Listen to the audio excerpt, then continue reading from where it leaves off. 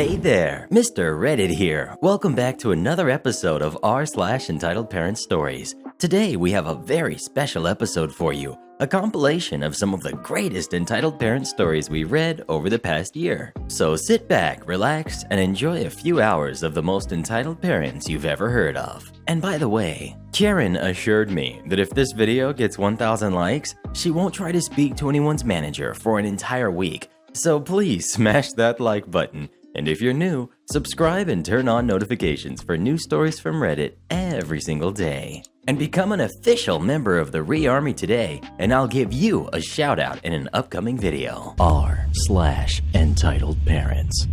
Entitled mom thinks I shouldn't have a boyfriend because I'll fail out of college. I never thought I'd have a story on here, but it turns out I do. And it's about my own mom. So we've got entitled mom, we've got me, and we've got the unsuspecting father. I study abroad, and I barely visit home because of reasons.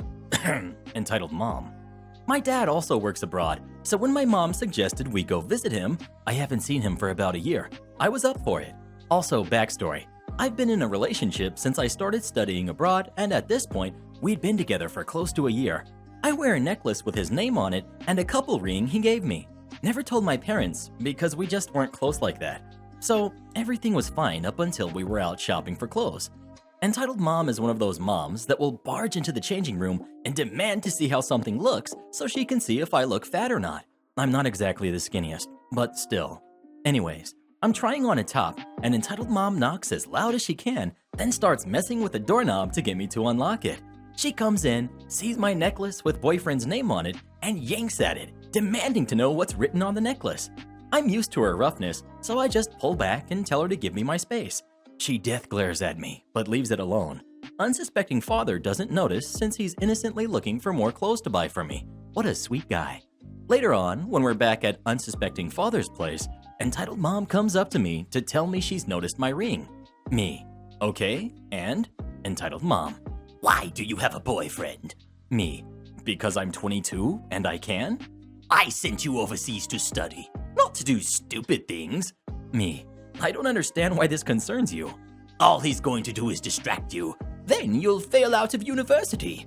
Now, the day before, I showed her that I got a 100 on my finals and a 95 on my final essay for one of my harder courses that I was really proud of. Combined with the rest of my grades for that class, I got a 98%. This was a class I was struggling with at the start, so I was extremely happy. But her reactions to my grades are always, "That's expected of you anyways." With that in mind, me. I did so well for my course, even though I have a boyfriend. All you did was put me down for it. He actually congratulated me. Entitled mom getting flustered. Well, if you have a boyfriend, you're going to disappoint your father and make him upset. Father was asleep at this time, so I just told her she could wake him up and we'd see who he'd be more upset with. Me for having a boyfriend, or her for waking him up since he works long hours and takes his sleep very seriously. The next day, I tell my father about my grades, and he decides to take us all out to a nice restaurant to celebrate. I break the news of my boyfriend, and surprise, he's happy for me. Whenever entitled mom gets proven wrong, she just acts like she never did anything wrong in the first place. I tried to be petty and say something like, "Huh? I guess father is actually happy for me. Thought you said he wouldn't be." She just feigns ignorance and goes, "I never said that." This, plus a bunch of other microaggressions, including the fact that she forced me to continue studying instead of taking a leave of absence even though I had a near-death experience and was in the ICU for a week to save face. She also tried to get me on her side after my sister cut off contact with entitled mom for calling my sister crazy just because she had depression. This has led me to not going back home for a while. Everything going on lately has actually made that part of my life easier, so cheers. Have you ever had a parent get upset with you for your relationship? If so, what did you do about it? Please let us know. I dare my daughter to try getting a boyfriend. Am I the jerk for being mad my fiance took $3,000 without my consent? Me, 26, female, and my fiance, 32, male, have been engaged for 5 months now, and we're getting married in October. Ever since we got engaged, my fiance and I decided to start saving up for our wedding, so we opened a joint bank account. We have a good sum of money. My fiance does not put in as much money as I do because he stopped working for a month after we opened the account, and it's just me saving up for it now. My fiance's mom is an absolutely awful person. She always tries to belittle me and says offensive stuff to me, but I just try to ignore her and keep the peace. I heard my mother-in-law was remodeling her kitchen and that her 2 daughters contributed, and she started calling my fiance to pay his share. He told her he didn't have the money and the topic was dropped. Yesterday, I went to the bank and found out that my fiance took $3,000 from our joint account without telling me. At first, I thought it was a mistake, but the money was indeed taken by him. I was confused, but he had a habit of taking money from me so he could buy his mom a birthday present, pay to fix her car, and said he would pay me back, but he never did. And I thought since we're now as one, I can't possibly ask him to return the money. Plus, it wasn't that much. I went home and I confronted him about the $3,000. First, he apologized and said he was planning on telling me earlier, but his mom was pressuring him and thought I'd say no if he asked for money. I got so mad at him for this, and I started yelling at him, asking him how could he do this, and that now we don't have enough money for the wedding. His tone changed, saying that since I make more than what I need, then he saw nothing wrong with helping his family. My job pays a little above average, but that doesn't mean I don't work hard for it. He basically got defensive. I was so angry, I left the apartment, literally crying after we argued for some time.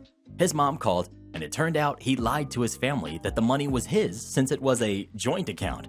She lashed out at me and said that I was trying to isolate him from his family and yelling at him for his contribution.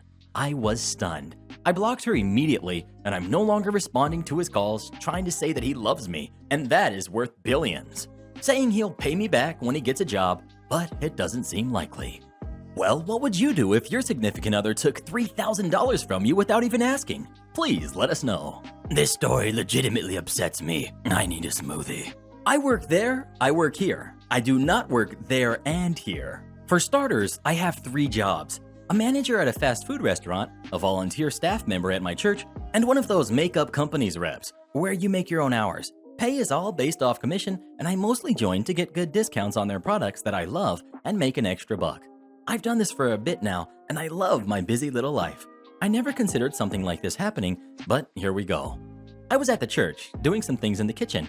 Because of what's going on, we can no longer serve coffee. But before service, I always make a pot for those who come early to help set up, so mostly staff and the worship team.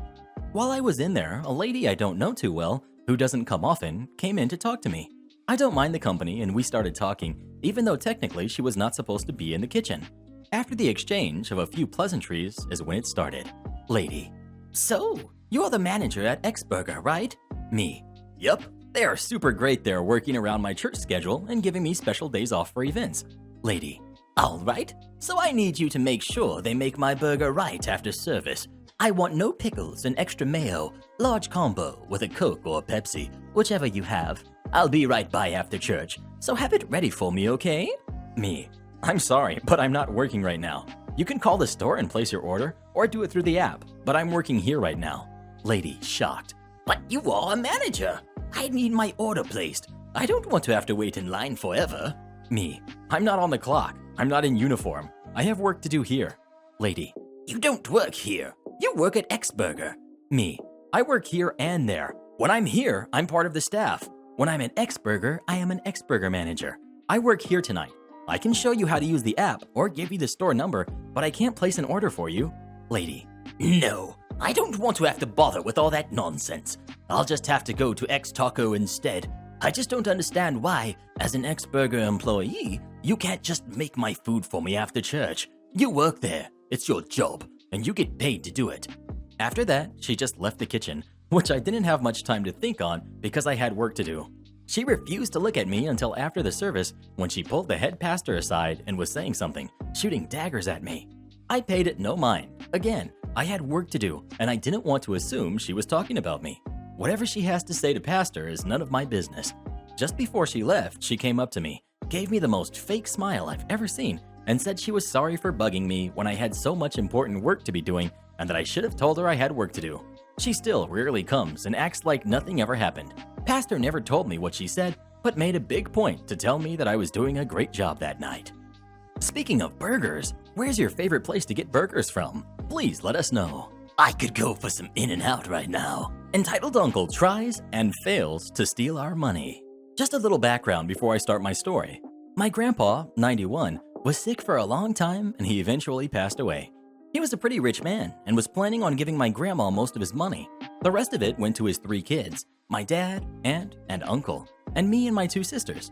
My uncle is so obsessed with money and goes so far out of his way to save the slightest penny.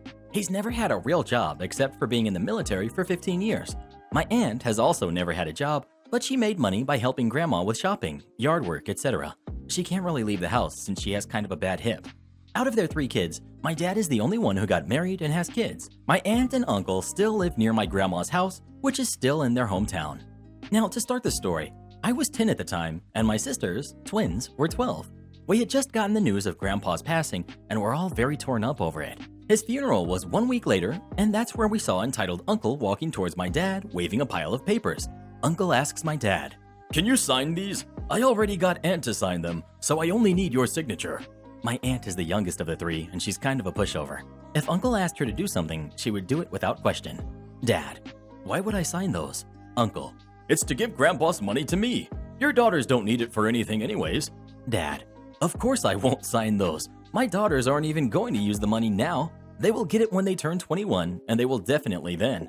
Why do you need the money anyways? What Grandpa gave to you was more than enough." Uncle, "You are useless. Your daughters would just waste his money. They don't deserve it." After throwing a bunch of insults at Dad, he stormed off and left. A few hours later, my family went to visit Grandma's house to comfort her after the loss of her husband, and lo and behold, Uncle is there, making Grandma sign papers to turn over her money. I didn't hear much of the conversation after that, since my dad made us leave the room, but all I know is there was a lot of yelling.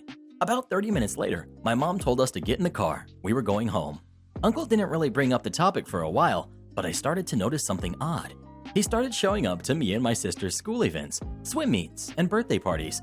He lives an hour and a half away from us, but he could never be bothered to take the trip to come visit us before, which is why I found it strange.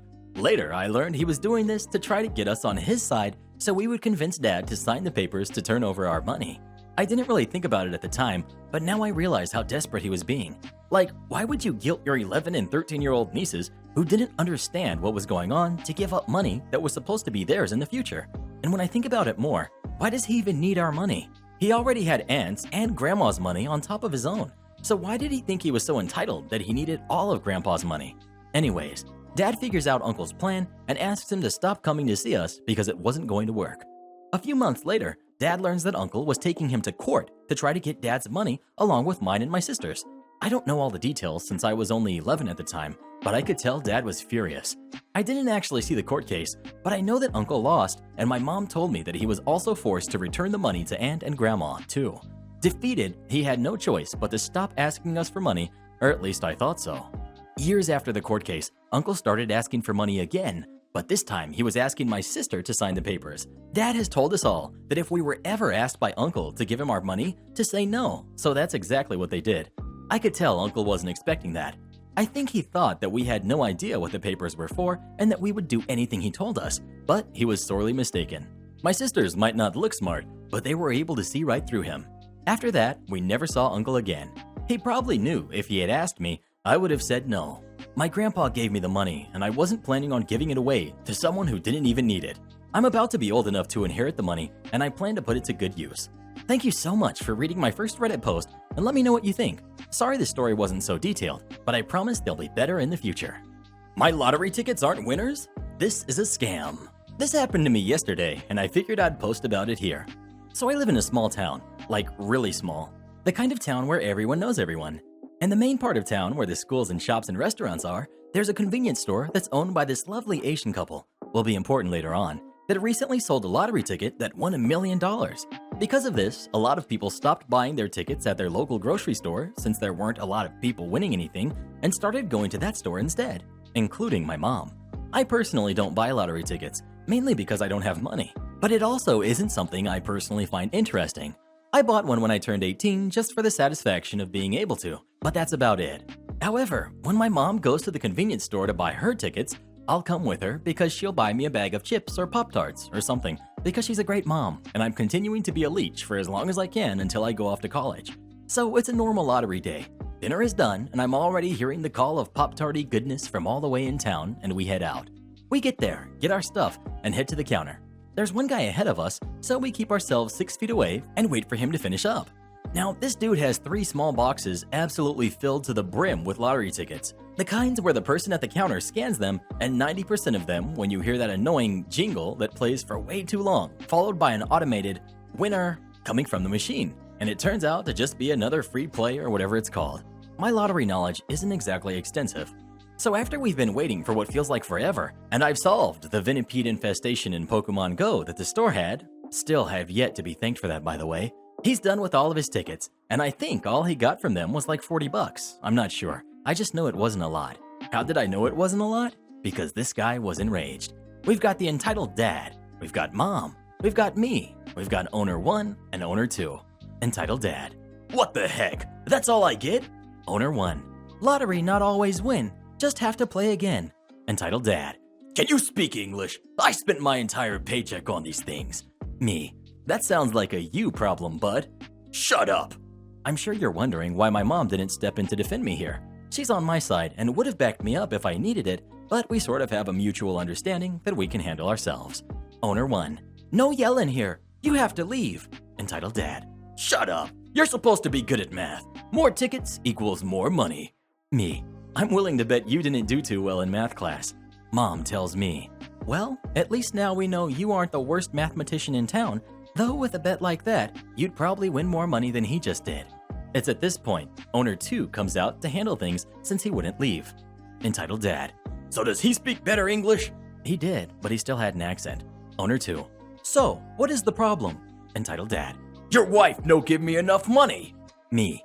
Dude, you bought a load of lottery tickets and you didn't win. Just go home and scrounge for coins under your couch cushions so you can pay your bills and move on with your undoubtedly sad life. Entitled dad doesn't say anything. He just gets in my face and starts breathing really heavily, like he's about to swing on me. I was already nervous because of everything going on, and even though we both had masks on, getting close to a guy who certainly didn't seem to be doing too well hygienically didn't seem like the best type of social distancing. But he was a pretty big guy, and I'm a twig who spends his spare time on Reddit.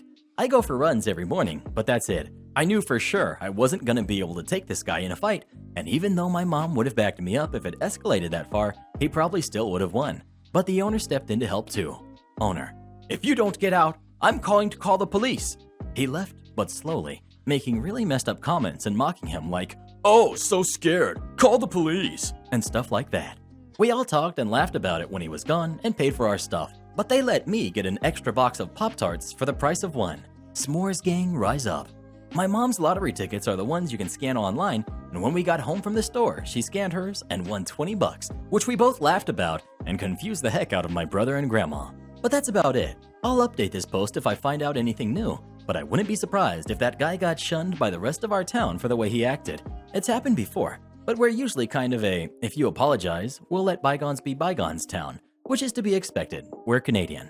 Moral of this whole encounter, if you play the lottery, fine, that's your choice and nothing's wrong with it. But don't buy dozens of them and then get mad if you don't make millions. Do what you want or quit? Okay. This takes place back in 2014.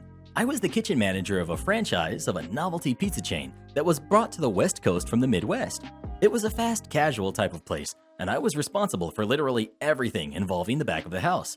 Inventory, ordering, scheduling, training, cross-training, cooking, etc. The general manager, let's call him Dan, theoretically knew how to do the ordering and inventory, but he was transferred from an entirely different restaurant and wasn't really familiar with much of anything. I say this not to overstate my own importance, but rather to highlight how one person was essentially the only one in the restaurant that could run the kitchen effectively. I was always begging the regional manager to let me train someone else in most of my duties, never approved. Sorry for the long context. I worked the same hours every week with the same days off, and since I wasn't making much, I decided to get a second job as a line cook at a small restaurant by the beach. I loved this job because it was so mind-numbing after stressful days at the pizza job. I had no real responsibilities aside from cooking whatever came up on my tickets and cleaning up at night. The way my schedule ended up, I was working about 70 hours a week between my two jobs and working every day. So Dan and I butted heads a lot at the pizza shop because he had these ideas about how to improve efficiency, and I had a huge list of things to do and knew how to do them in the time I had available. I would pay lip service to him and then just go about my day getting things done. Well, one day we're short-staffed. I'm finishing up my inventory, getting ready to hand the order list over to Dan to place, because that was one of the things he thankfully knew how to do well. He tells me I need to stay late because he's run ragged in the front, and I need to place the orders, which takes about 2 hours minimum. The following conversation ensues. Me: "No can do, Dan. My other job starts in an hour." Dan: "Well then, call them and tell them you'll be late." Me: "I'll be fired if I do that, so not gonna happen. Just put the purchase orders in later when it's slowed down." Dan: "No, either you stay and do it, or you can go to your other job and never come back." Me: "Okay, bye." I proceeded to rip up the inventory I spent 3 hours taking, clocked out, and went to my other job. I got frantic calls throughout the night and for the next few days from Dan and the regional manager asking me to come back, but I was overworking a corporate job. I asked for, and received, additional hours at my second job, and later that year decided to go to college instead of finding a new second job. I graduated with a bachelor's 2 years ago. That pizza place, and the other ones the franchise opened, eventually closed because of a number of issues, poor management being just one of them. Try to become our boss? Let's see how this works out. Before the company was sold and then driven into the ground by the new owners, I worked as a patrol supervisor for a high-end security company. Now, let's explain some things that are relevant to the story. Only supervisors got salary. Our normal working week was 48 hours, 4 12-hour days. Anything over that, we got hour for hour paid time off in lieu of a normal vacation. Our contract stated if a supervisor worked any position that wasn't as the supervisor on duty, they were to be paid an hourly rate based on their average hourly salary rate. Contract stated 2 more important things: that the company can buy pay time off for 85% or more of its value if the employees agreed. Said employee can also offer to sell it back for any amount. 2. Contracts are valid for 1 year. If the employer wants to renegotiate before that time, the employer has to pay so much for each month the contract is still valid for. Not the exact phrasing, it's been a while, but you get the idea. For clarity, we were 5 months into our current contract at the time. Now the owner, I'll call John, was awesome.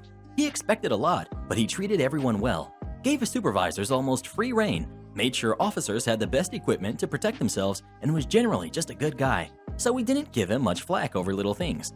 Now we asked for, and he gave, the supervisors a discretionary fund for our officers. On most nights, we had an on-call officer. Some nights we didn't. If we needed to call someone in, we could say, "Hey, come in and work and I'll buy you lunch." Or, "You want to come in but don't have the gas to get to your region and back? Meet me at the gas station and I'll buy you some gas." Little things to keep the supervisors from having to work regions and do our jobs. Plus, it made everyone happy. Normal cost was around $450 to $500 a month, but saved the company thousands. He wanted a low turnover company and found ways to keep experienced people applying and staying within the company. Enter the new HR rep, Mary. Well, she calls a meeting with us supervisors. She has some things she needs to discuss. So for the next morning, me and my fellow 2 supervisors show up. On the table was an end to the discretionary fund. It cost the company too much, she said, and stuck to it after us explaining how it saved money. Also, without getting into specifics, we had to work exactly like our employment contract stated. No deviating. Also, any requests for promotions among the officers needed to be approved by her, which to her, they were just a payroll number, and a bunch of other things she designed to put herself between us and John and to become our boss. Now, none of us had really ever read the whole contract, so at the end, we went over it without her. Turns out there are loopholes we could drive a truck through, but legally valid. Now, we could have taken this to John, but we knew he would say to give it a chance, so we did. Seeing we were already salary, our pay period was monthly, 30 days instead of weekly. We also knew John didn't read emails or payroll until the end of the month, so we set out to do exactly as she asked, stick to the contract. So we each worked our 48 hours and the other days of the week. I ended up working 24 days out of that month. My normal 48 hours as a supervisor, plus an additional 24 to 36 hours a week as a region patrol officer. Mostly because without our fund, it was getting almost impossible to get people to come in on their days off. So we split it up, but I did the majority. So we submitted our forms for not only paid time off for those extra shifts, but a pay request for hourly for each extra shift, which for me was $18.75 an hour for each one. I never went into hourly overtime for the week. At the end of 27 days, I accumulated over 100 hours of paid time off from the extra shifts and going overtime on my supervisor shifts. John was added to the email also, but the subject was end of the month forms, which means he wouldn't read them until the end of the month to verify the ones Mary gave him were correct. In other words, we double dipped that month. Now, fast forward 27 days after the meeting, and John sent us an email stating he was aware of the situation and scheduled a meeting for 8 a.m. the next day. We get in there, and he doesn't look happy, but Mary looked smug, so we worried it might have backfired, until John started, and basically it went like this. "Gentlemen, Mary told me about your meeting. She didn't discuss it with me first, or I would have stopped it. I also know if you would have come to me, I would have said to try it out. Also, HR will never be in charge of the supervisors. You work for me and me alone. So, holds up 3 envelopes and hands them out. Here is your hourly pay for being region officers this month. Your normal pay comes at the normal time. Also, hands out another envelope to each of us. This is my attempt to buy back all of your paid time off you have gained this month at 90%. If you don't accept, give me the check back. None of us did. Now, here is another check for each of the contract buyout, and I will have a new one ready in the morning. I've also refilled and reactivated the cards for your discretionary fund, so use it as needed, and if you run out before the end of the month, email me. He then looks over at Mary and says, So, Mary, how much did your idea save the company? Mary, $500, John. John replies, No, Mary, it cost the company $12,000. That's what those checks total. Sure, SpongeBob got the lion's share, but the man is a work animal. It still cost me $12,000. Then Mary said something that I'm sure she got fired for. She said, Come on, John, it's just words on a piece of paper and not really legally binding. Besides, the use of loopholes in a contract is illegal. That got us all staring at her. We may not have attended business school, but we are smart enough to know she was not only wrong, but dead wrong. Yeah, the next day, John sent out an email saying the position was open and anyone interested to send in their resumes. P.S. The only changes to our contract was adding that we could get PTO or our hourly rate. My ex-girlfriend has a question about her taxes. This one is sort of indirect, but it happened a few years ago as my ex-girlfriend was moving out. It was an amicable end to a somewhat rocky relationship, and she's packing up some of her things. She comes across her city income tax return from the previous year. She yells to me, Do I have to pay the city taxes if I don't live here a whole year? I'd assume so. It's probably prorated somehow. How does that work? I don't know. Maybe call the city and ask them what you need to do. A little later, I'm off in another part of the house, and I sort of hear half of this conversation going on where my ex is obviously flustered on the phone and trying to explain something, but is clearly getting nowhere. I ignore it. She had been making a number of calls to change her billing address, etc. on various things as she was moving. A little later, I see her. I called the city about my taxes. Okay, what did they say? It was weird. The guy seemed a little confused about what I was asking about. But once he got that I was moving, he asked me for my old address and then asked me for my new address. Then he said I was taken care of. So it's taken care of? Do you have to file a tax return? He said it was taken care of. This seemed a little off to me, but I didn't feel like starting an argument, so I let it go. Not my problem. 2 months later, the phone rings. It's my ex. I assume she's looking for something she might have left behind. Hello? I have your water bill. Why do I have your water bill? Huh? It was addressed to me, but it's for the water at your house. That's weird. I remembered her questions about the taxes. You called the city about your taxes. Who did you talk to exactly? The city tax people. I told him I was moving. He asked me for my old and new addresses, and then he said it was taken care of. Are you sure you didn't talk to the water department? I talked to the tax people. Right. I'll check with the city. So I call up the city water department and explain everything you just read above to the guy who answered the phone. So, she called the water department about her taxes? I think that's what happened. And then she managed to accidentally have us put the water bill in her name? Apparently. I doubt she'd do that intentionally. She was moving out. Huh. That's hilarious. Yeah, she wasn't too bright. My parents opened a business solely to shut down their former employer. A little background. My parents grew up very poor, dropped out of school, and while they worked steady jobs, we were very poor when I was growing up. My dad worked in a factory under terrible conditions, and my mom stayed at home with my brother and I until we were both old enough to be in school full time. We've always had lots of animals for food, as well as lots of pets. Consequently, we learned how to groom dogs and became very good at it. Cue my mom getting a job at a local pet store as a dog groomer. She was hired by the owner, who was also a pastor at a church near our home and an assistant principal at a local school. My dad also quit his job at the factory to work with her very soon after. I was maybe 8 at the time, so after school I would hang out at the store and help clean, do homework, etc.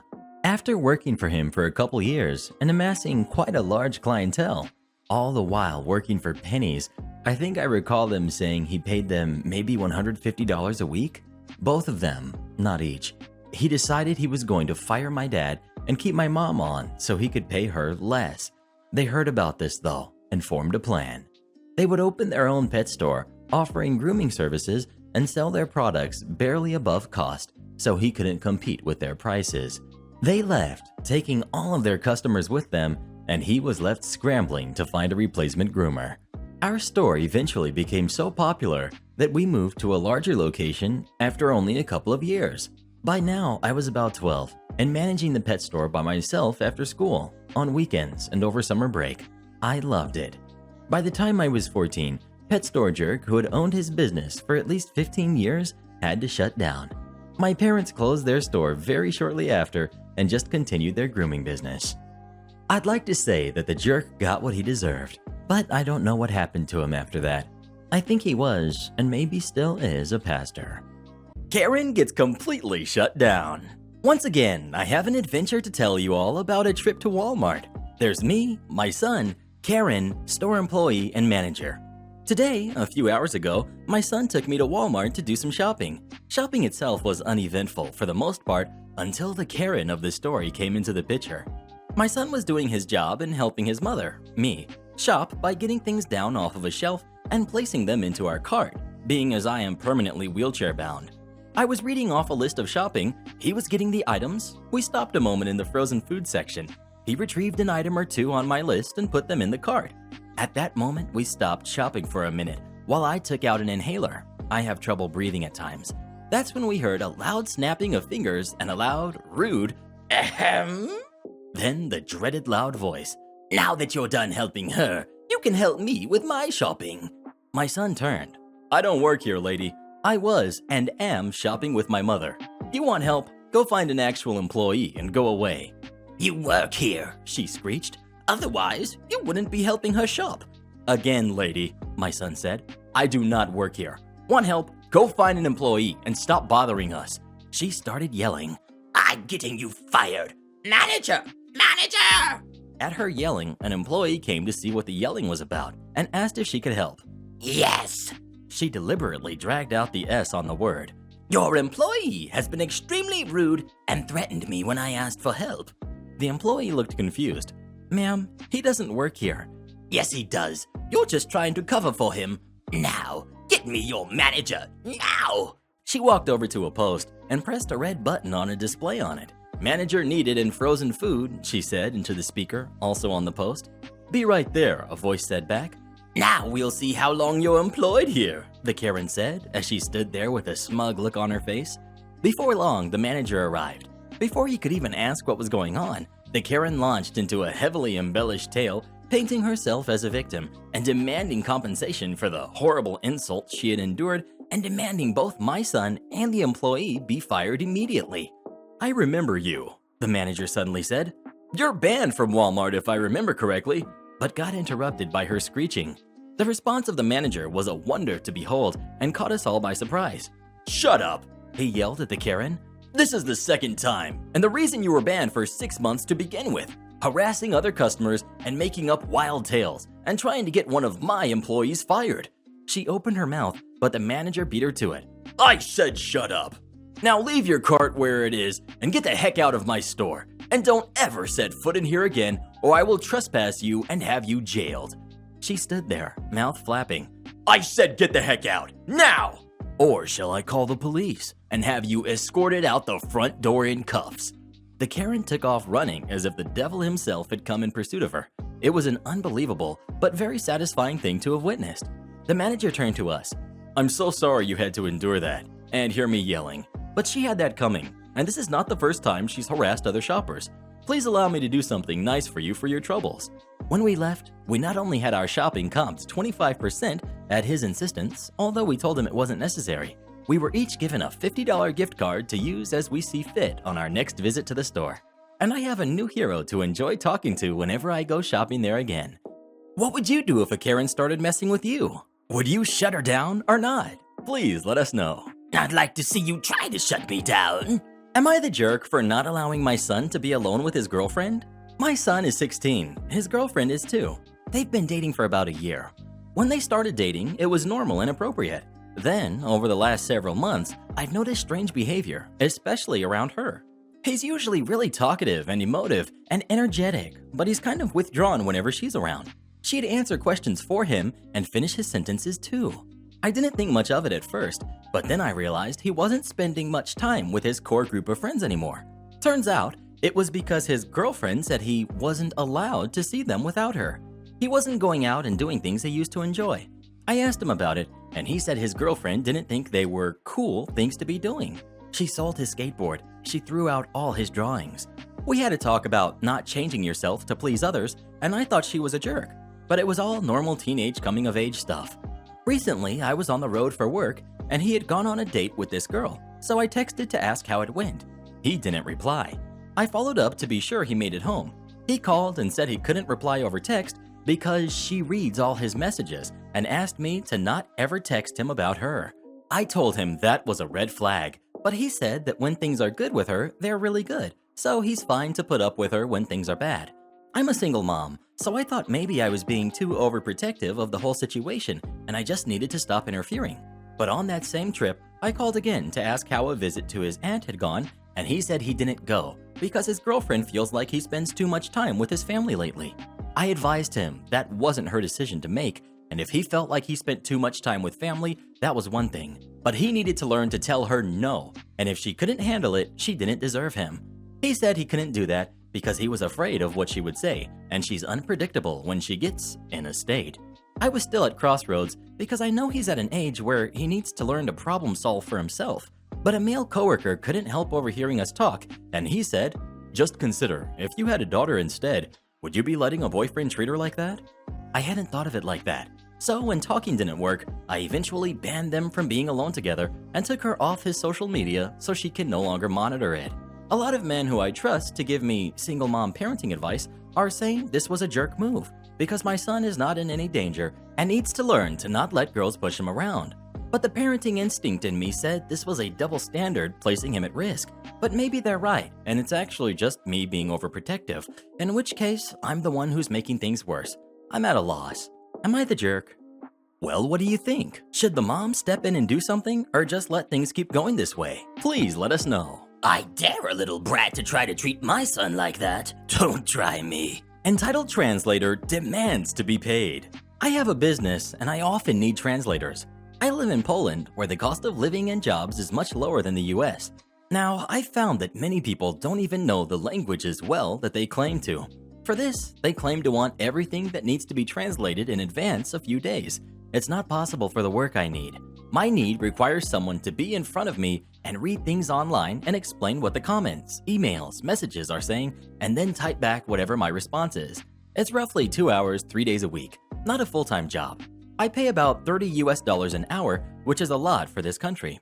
It's interesting that you can find the same translators on English sites trying to sell for $45 to $60 an hour, then on local sites for $10 an hour. Once I speak English though, their price goes up. I found a person on a site for $20 an hour and saw their LinkedIn and knew what company they worked for and how much they made there. They made roughly $600 a month for full-time work. They also claimed to be from the country that I needed work translated from. I thought that would be a good fit. Me. Hello, I need a Russian translator to meet with me and read emails and messages, then just tell me what they say and then reply back to them. It will take 1 to 2 hours a day for about 3 days a week. Ongoing work. We could meet at Starbucks at this mall in the city center and do it there. I don't need anything translated to paper and don't need anything official stamped or whatever. I'm willing to pay $60 each time to do this. Time is flexible and we can meet anytime during the day or in the evening. Are you interested? Karen. Hello. Nothing for an hour. Me. So are you interested in the job? Availability? Yes, I am. But I need to see everything first you need translated. Me. That's not possible. I need you to read it in front of me and explain and then reply. There's a lot of last-minute messages and emails that need to be responded to as fast as possible. Karen. Okay, I don't know how much it will cost, but I have to tell you after I see everything. Me. I'm offering to pay you by the hour, above your rate you claim to offer live translation services. Is this for a company? For my company, but it's not a full-time position. 3 days a week, paid for 2 hours at $30 an hour. I see. Again, nothing for hours. Me. So? Okay, I will need to tell you what the price is after I see it. Will we meet at your business? Me. I already explained what I'm offering and explained where we will meet. In a public place at Starbucks in the mall. I don't know if it's safe there. Me. Excuse me? It's Starbucks in the mall. Would it be safer meeting at a private office in a building you don't know? I don't know you. Okay, well, good luck finding work then. I'm a girl and don't know who I am meeting. I don't even respond. I figure it'll be a pain in my butt, so I don't even care. Next day, Karen. When we meet, I will tell you how much you need to pay. Me. No, we won't even meet. Your English is horrible and you can't even understand what I'm asking for now. Goodbye, Karen. I need the work, and you texted me, and I need to be paid. Me. No. I need the money. I can meet you there. You can't agree on the price I'm offering, which is more than the price you listed online. Yes? What yes? Yes, I do not agree. I will tell you how much you will pay each time. No! Again, good luck finding work. I need the money. You have a job. I need extra money. My job does not pay enough. Goodbye. Next day, Karen. Will we meet today? Hello? I will do the work for $100 an hour. You owe me $100 for the time I spent texting you. Question marks. You hired me, and now you won't answer? $70 then, and I will not report you. Question marks? Really, the worst one I've dealt with. Speaking of languages, do you speak any other languages besides English? Please let us know. I'm fluent in Karenese. Am I the jerk for not siding with my wife after she took my daughter's diary? I'm 38, male, and I got married to my wife, Nora, who's 31, 5 months ago. My daughter, Madison, who's 12 from my previous marriage, is currently living with me and my wife. My daughter is not on good terms with my wife. There's constant tension between the two of them, even though my daughter has been very respectful and keeps to herself. My daughter, Madison, has a diary where she expresses her thoughts and feelings and writes about what bothers her without having to bother anyone by listening. It's her choice to do that, and I respect her wanting her own space. Last week, while I was at work, Madison called me and she was crying. She told me that her stepmom took her diary and read through it and refused to give it back. She said she wanted me to come home immediately. I got home to find Nora and Madison having a screaming match. I asked what was going on, and Madison told me that her stepmom snooped around in her room, took her diary, and refused to give it back. Nora denied and said she had no idea what my daughter was talking about.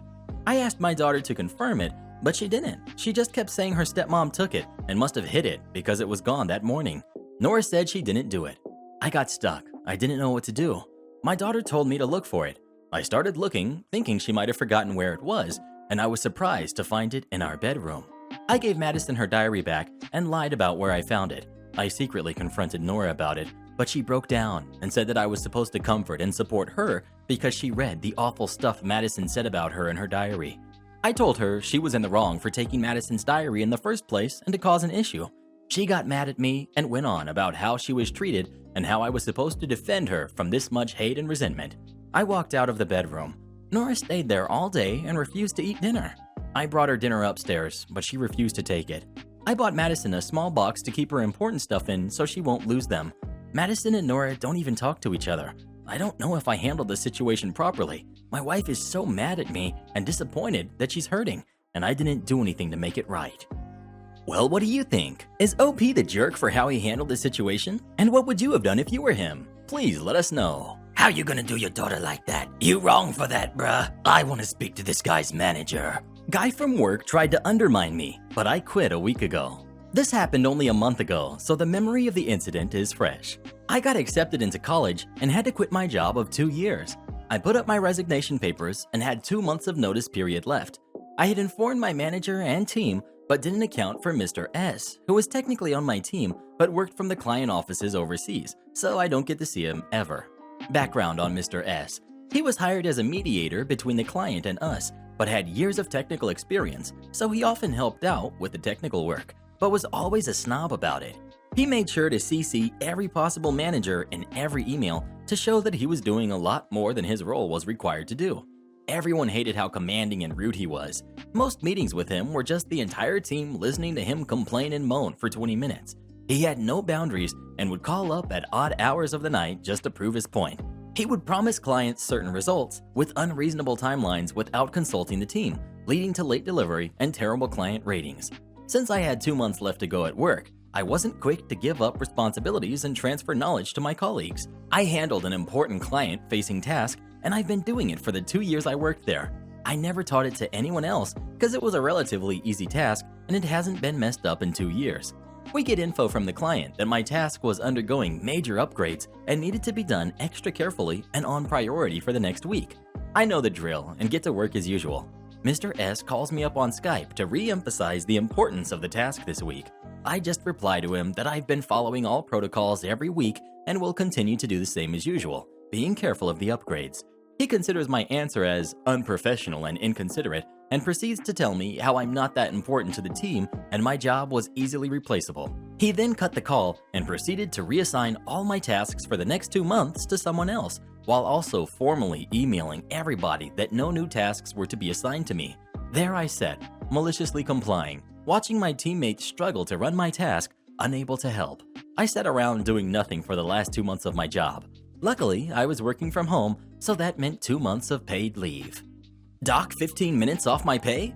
Okay, I'll go for a 15-minute stroll. This happened about 9 years ago at one of my first jobs. I was working in sales over the phone. They had this odd policy of docking your pay 15 minutes if you were even 2 minutes late. Just for context, at this job, we took credit card details and the like, but as our security policy, we couldn't be alone when working. There would at least have to be 2 people at any time. There was rarely only 2 people on, so it was never really a problem. One day, I had to come in earlier than usual at about 9 a.m. I walk in about 10 minutes early, go to my desk. No one else is in yet. I'm the first in, so I put my bag down, turn on my computer, got to the kitchen, make a coffee, and bring it back, then go to the toilet. I walk out to my desk at about 9:02. When I get to my desk, I see my team leader has just walked in and is visibly sweating from being outside. Australian summer, it's difficult not to. And he's still got his backpack on. He then says, "You're late. I'm docking you 15 minutes. Obviously, I'm immediately triggered and say I was there before him. I just went to the toilet. My bag is right there in front of you on my desk and my coffee. Fair enough if he was sitting at his computer ready to rock and roll, but he had just walked in the office. He ignored what I said and said, "Doesn't matter. You're late." So I'm proper mad. Not because of this 15 minutes, but purely because of this jerk literally just walked in and saying I'm late. So being at work and not wanting to voice my actual thoughts and lose my job, I say, "Fine, I'll see you in 15 minutes then," and walk off to leave the office. At this point, he realizes he can't even work now because of company policy. He then says, "No, you'll wait the 15 minutes here at your desk." At this point, I was beyond being nice. I turned and said, "Are you gonna make me?" I didn't wait for an answer and continued off. When I came back 15 minutes later, TL was sitting there with his manager, and he had obviously only told half the story because of the reception I got. "What seems to be the problem? Team leader says you threatened him." I then explained to him how I was there before him and he was docking my pay for being late when he was the one that was late. I've already come in earlier than usual, and now I'm getting docked my pay when I did nothing wrong by the person that did? I pointed out that I had set myself up to work already, coffee made too, and insisted they check the security camera footage if he didn't believe me, which drew a look from the GM to my team leader. Anyway, they checked the security cameras, my story checked out. Manager said I would get paid the 15 minutes anyway as I did nothing wrong, and even though I walked off, it shouldn't have happened. Team leader was fired about 2 months later for other reasons. Not sure exactly why. I didn't really care to listen to him afterwards. Am I the jerk for not giving younger sister more inheritance? I, 46 female, recently lost both of my parents in quite quick succession. I have an older brother, 47, and a younger sister who's 32. Yes, I was 14 when my sister was born. She was a menopause baby. In fact, my mother thought that most of her early pregnancy was symptoms of the menopause. We were all excited to have a new baby though, especially me as I was the youngest of all the cousins and none of my friends had young siblings when we were growing up. My parents were always very fair with all of us when it came to money and time spent with us. They encouraged our hobbies and liked to spend time with us. Our dad passed first and everything went to our mom. When she passed, everything was split between the 3 of us apart from things that were stated, such as a set of golf clubs going to my brother and jewelry left specifically to my sister or to me. We decided to sell our parents' house and split the proceeds equally as none of us wanted to live in it. Last week, my brother and I received an email from our sister. She believes that she should have been given more inheritance money or the entire proceeds of the house sale. Her reasoning for this is that she is so much younger than my brother and I, she got to spend less time with my parents whilst they were alive than we did. Somehow, she reasons that this is fair. My brother and I think this is absolute nonsense. Our parents were clear on splitting things equally.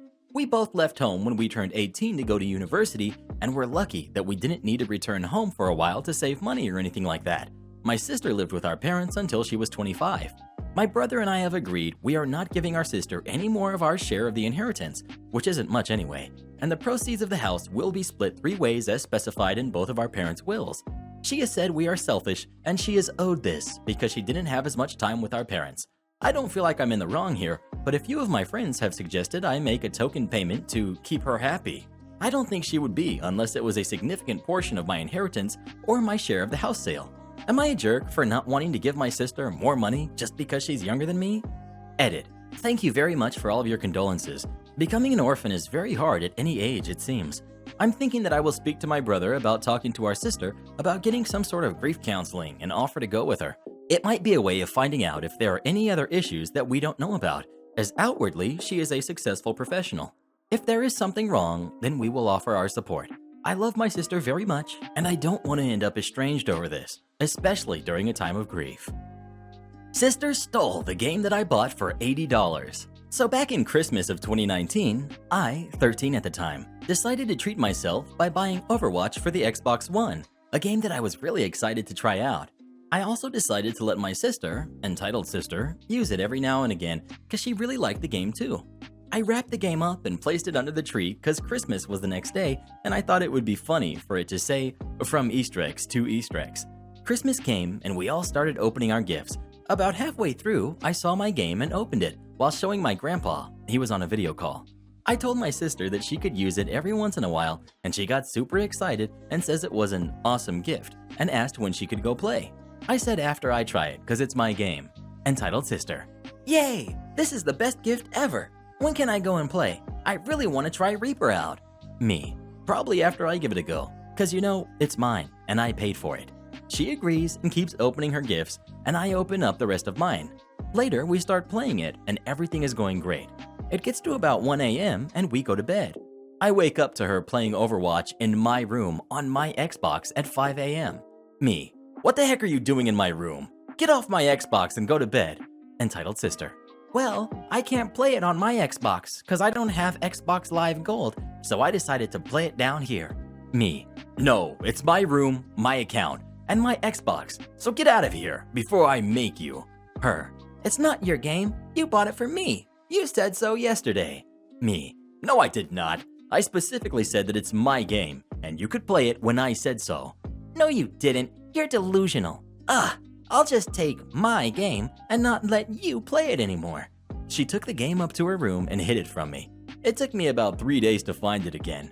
I started to just sneak the game into my room to play it when she was gone shopping with my mom or out with a friend and put it back when my dog started barking, basically a sign that there's a car parked outside of our house.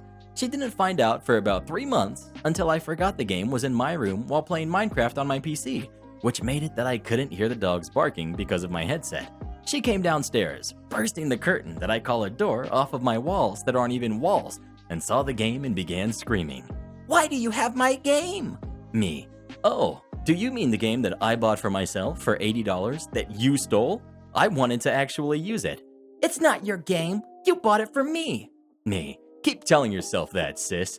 Entitled sister snatches the game and slaps me. You are not using this game again. I'm gonna sell it and none of us are gonna use it.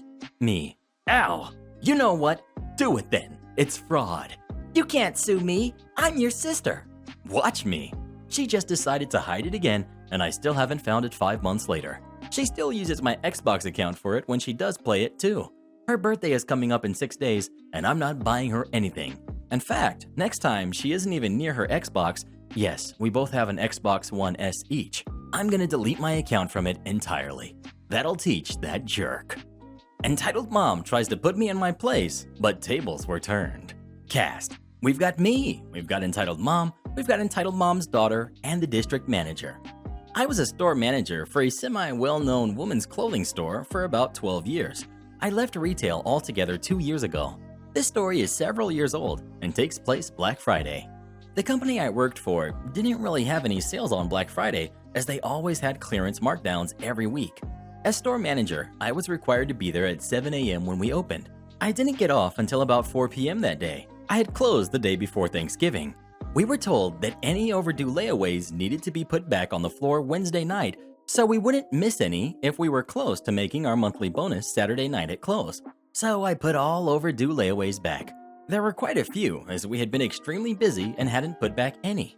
I realized this meant no one had probably called our customers informing them their layaway was due. We always try to do this, but for some reason we hadn't done it due to being busier than normal. Anyways, Friday morning around lunchtime, Entitled Mom enters. She comes up to the register after looking around and says she wants to pick up her layaway. I immediately recognize her as she shops at several of our company's surrounding stores. I remembered putting her layaway back as it was 2.5 weeks overdue. I told her I was sorry, but I cleaned out all of the overdue layaways Wednesday night. She went off on me, called me and my employees idiots, you name it. She says, "I want my money back then, in cash." Me, "I'm sorry, but as you know, our policy doesn't allow for layaway refunds to be given back in cash. It's required to be put on a gift card." Since when? Since the beginning of this year. She said she wanted to speak to my manager. I started backing up towards the store phone as I waved and told her I was the store manager. She says for me to get my district manager on the phone. So I called my DM, explained the situation, all the while the customer is speaking quite loudly and my district manager can hear her. DM, "Is that her?" Me, "Yes." Entitled Mom, Let me talk to her. DM, "Tell her if she can bring her receipt showing how she paid every payment, I will allow you to give her the money back with how she paid. Otherwise, it goes on a gift card." Me, "Okay." DM, "Let me know if she's okay with that. And if not, I'm in the next town over store. I can be there in 10 minutes. Me, "Okay, bye." Me to Entitled Mom, "So DM will allow me to give you cash back." Entitled Mom smiles real big. "But you have to have all receipts showing you paid cash."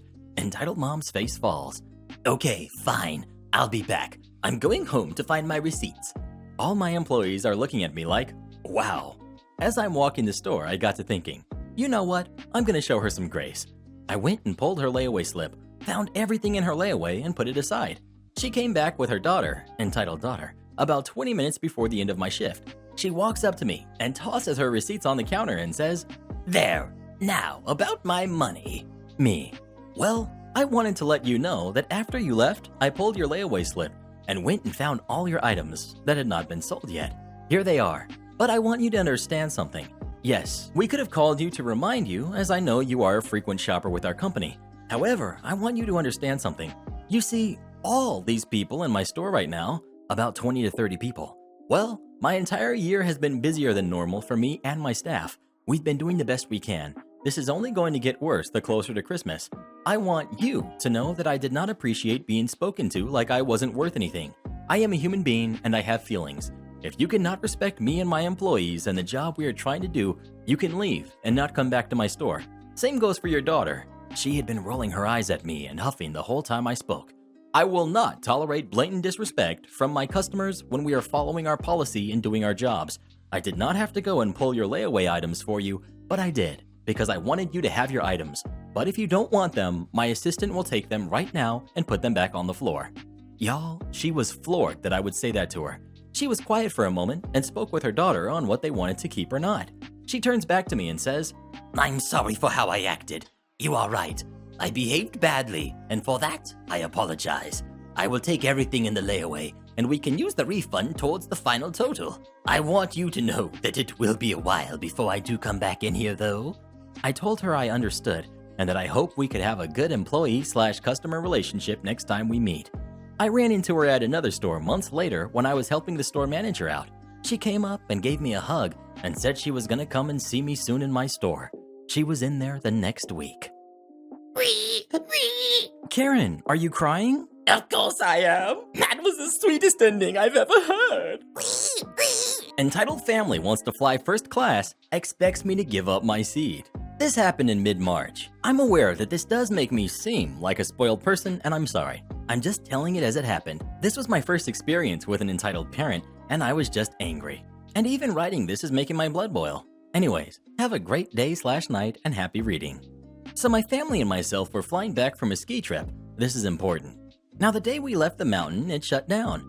We considered ourselves lucky. However, there were people just arriving that day who had to cancel their skiing plans. So we're just boarding this flight, and normally they have a separate ramp for first class and economy. This is important because of how we meet entitled parent. So we board the plane first and take our seats. Now keep in mind that this is a 5 to 6 hour flight, so the first class or cabin has 20 or so seats. So after our zone boards, the next one boards, and so on until the entitled family comes.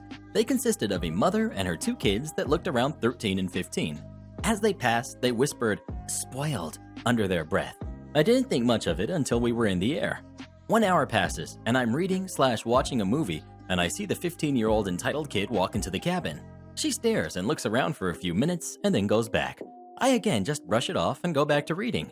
Shortly after that, they start serving the first meal. I ordered a steak and mashed potatoes. As the meals are being served, entitled kid returns with her sister. They looked shocked at the food. To be fair, it looked better than most standard airline food, and walked up and down the aisle. Then a flight attendant told them to leave as they weren't supposed to be there. Another 15 minutes passes by, and I see the entitled mother wandering the cabin alone, and a flight attendant asked her if she was here to see anybody. She said no, and is asked to leave. She then asked the flight attendant if she can trade places with one of the first-class passengers, and the flight attendant says that she can if she gets permission from the passenger she wishes to trade with.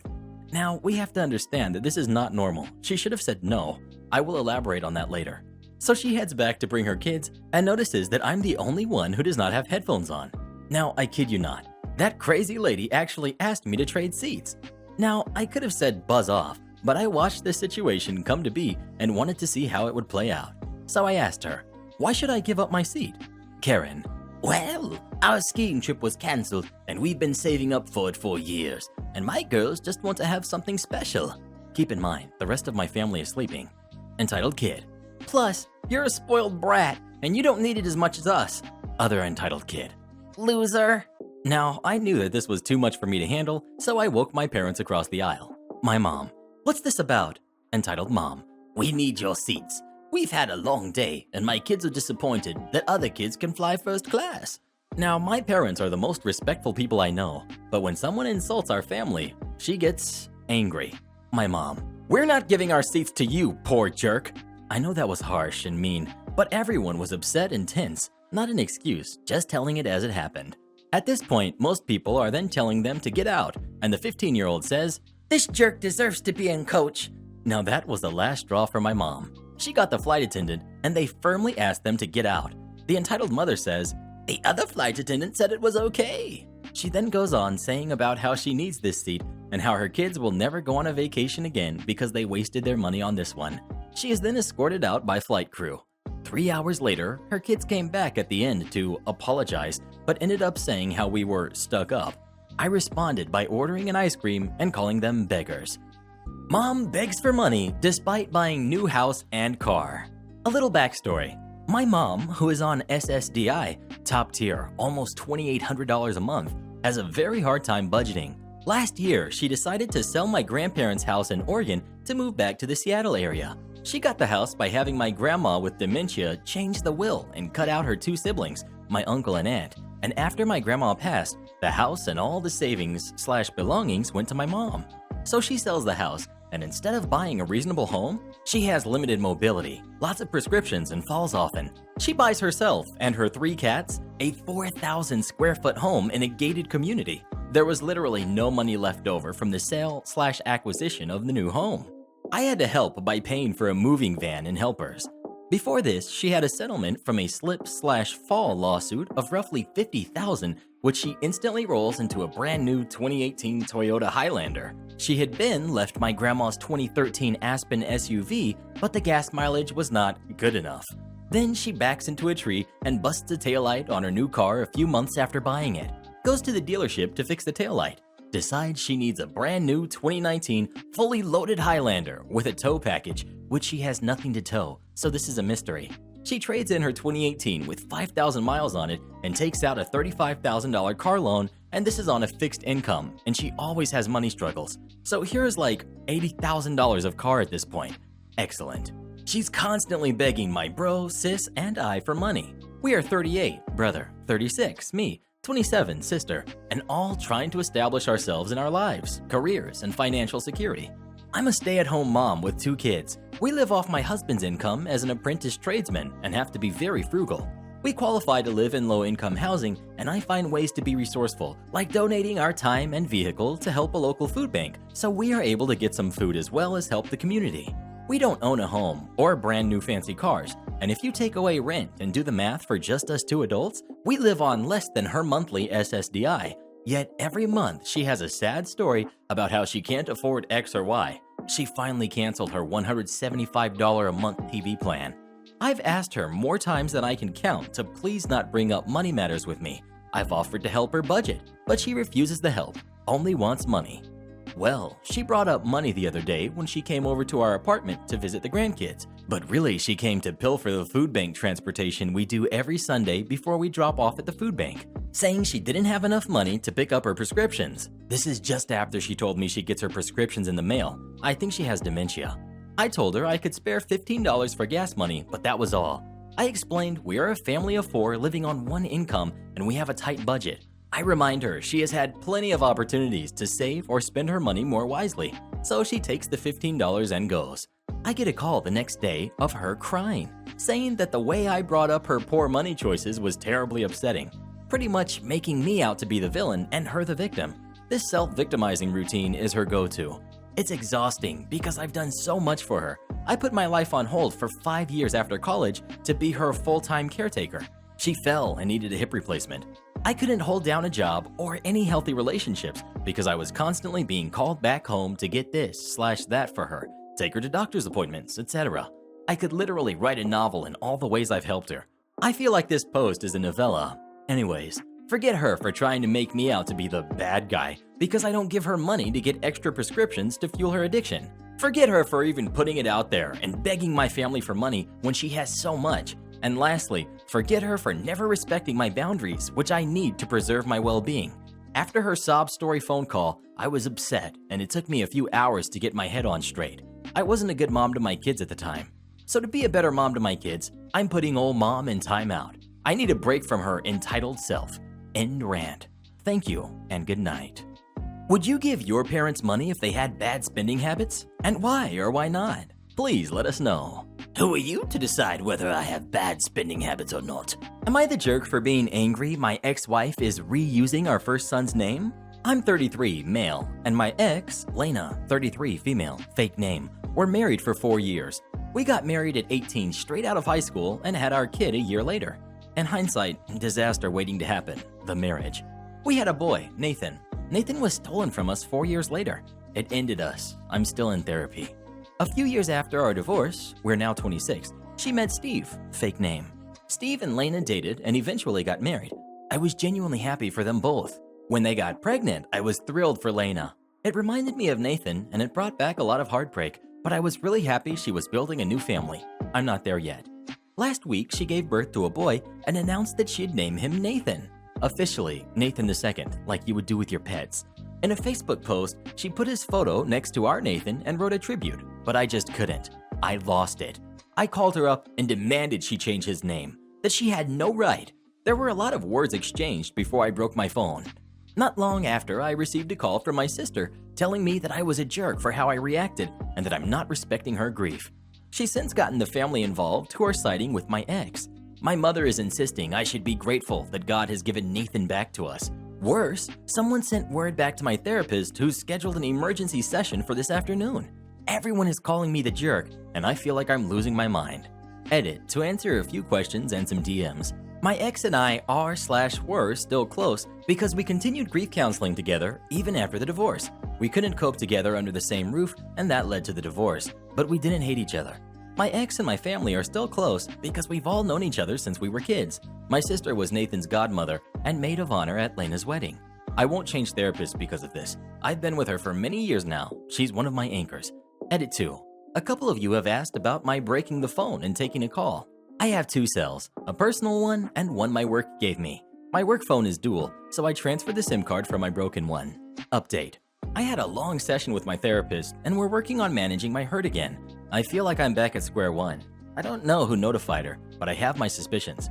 Right now, because of what's going on, moving is not an option, but she's encouraged the idea of getting away. I know she meant more go to a cottage, but I'm considering uprooting my life and just leaving. I also found out that Lena has spoken to my sister about the name, who then brought our mother into the fold.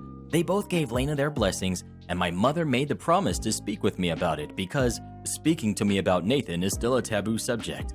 Obviously, no one ever spoke to me about it. I'm just so tired.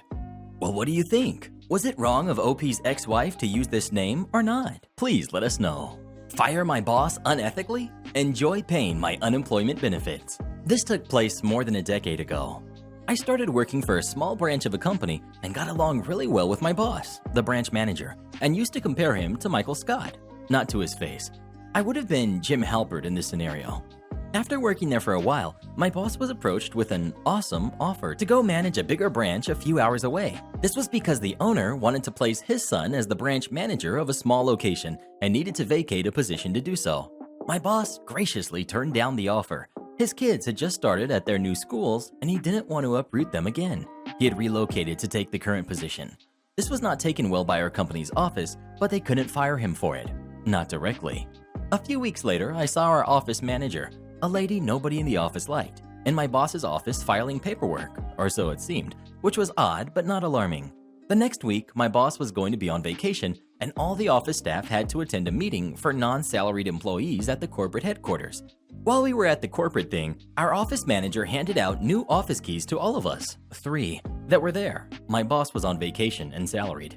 I asked, "Why are we getting new keys?" And she said it was because someone lost theirs. None of us had lost our keys. We were all sitting together and could easily confirm this, so I texted my boss to ask him, and he had no clue what she was up to. I got a bad feeling about what was happening. I called him after the meeting and told him to come by my house Sunday when he got back from out of town. I explained that I was 95% certain they were planning to fire him Monday. I didn't know what reason, I just had a gut feeling. I said it was too bad because if he was fired, I wouldn't want to work there anymore, knowing that they could do shady stuff like that. He jokingly said he should fire me first so I could go on unemployment.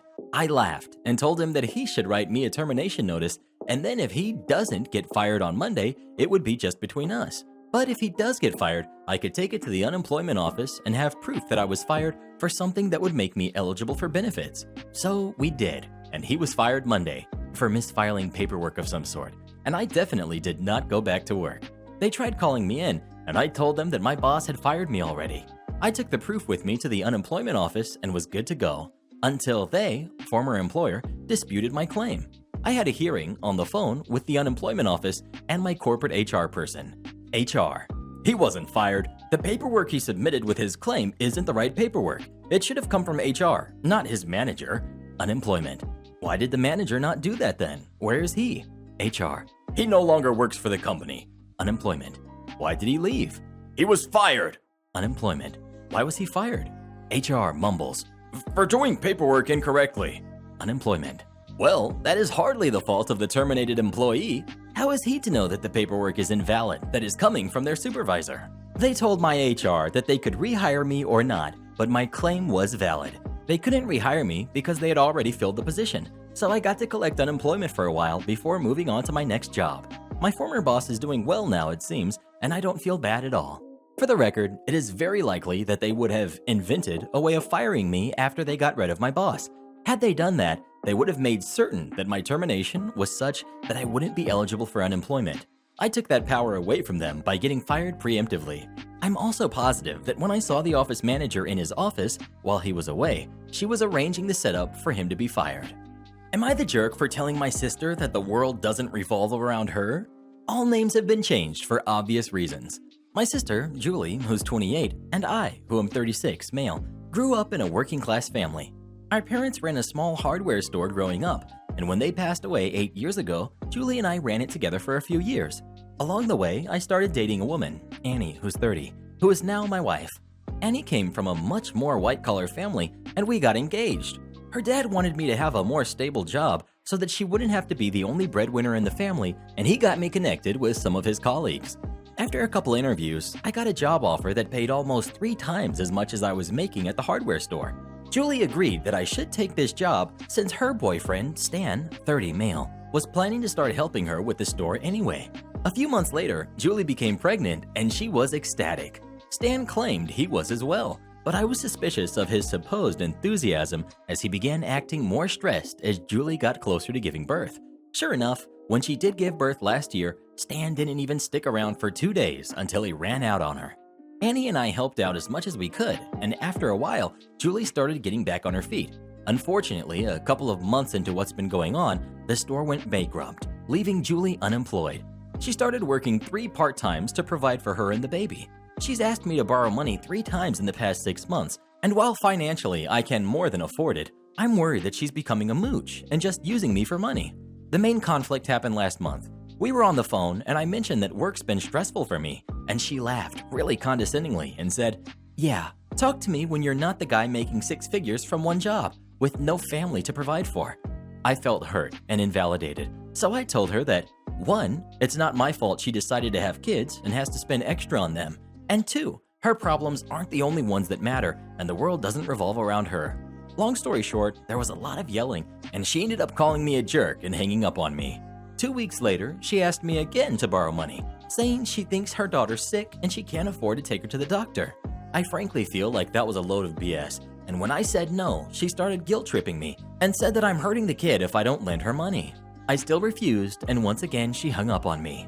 Later I told Annie what had happened, and to my surprise, she started yelling at me and saying that I was being cruel. Annie called Julie later and lent her the money from our joint account without asking me first. Neither of them have spoken to me for days, but frankly, I feel like Julie's just manipulating Annie's kindness to get money out of us. Edit, for those asking about child support, she has no idea where he is and has no way to contact or track him down. Well, what do you think? Is OP the jerk or not? Please let us know. Try to prank me? Good luck getting your camper back. Anyone who follows me or reads any of my posts knows something about my wife's best friend I'll call Karen. A harpy from heck. She makes everyone, even my wife sometimes, miserable. She also thinks she's smarter than everyone and is just stuck up enough to believe no one would dare cross her. So a friend of ours, I'll call Bill, bought a piece of property next door to us. He had a car accident in November and lives an hour away. He made me a legal agent of the property, which means I have almost as much power as he does. Think property manager. It has a small house on it that's unoccupied, but I keep an eye on things. He bought the property only because next to the house is a big asphalt parking lot. It used to be a lot for a small used car company. His reasoning was that during the bad winter months, he could park equipment and trucks from his other companies there. So he also had me put up a huge "No parking. Violators will be towed at the owner's expense" signs all around it. Moving on. So Sunday, I'm elbow deep into an RC submersible when my wife bursts into my study and yells for me to listen to something. I take the phone, and who's doing a live video? Karen. Karen was talking about how she was going away for a few days. This was Sunday morning because she was so stressed out from always giving people advice and helping them through their problems, etc. And then she mentioned again why my wife told me. She talked about how she parked her 46-foot fifth wheel, $35,000 camper next door to me, and seeing Bill was unreachable this week, I would have to look at it for the next 3 days as a reminder that she's not only smarter, but 10 moves ahead of me, and I'm a jerk because I wouldn't loan her a truck and it cost her money to rent one.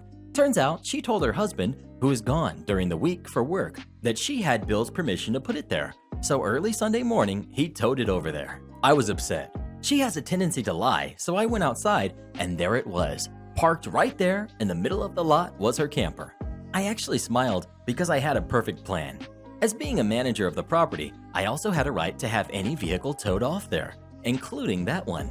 I had 2 options. Call Garage A, owned by a nice guy, doesn't charge the state maximum for the tow and storage fees, explain what happened, and he might cut you a break.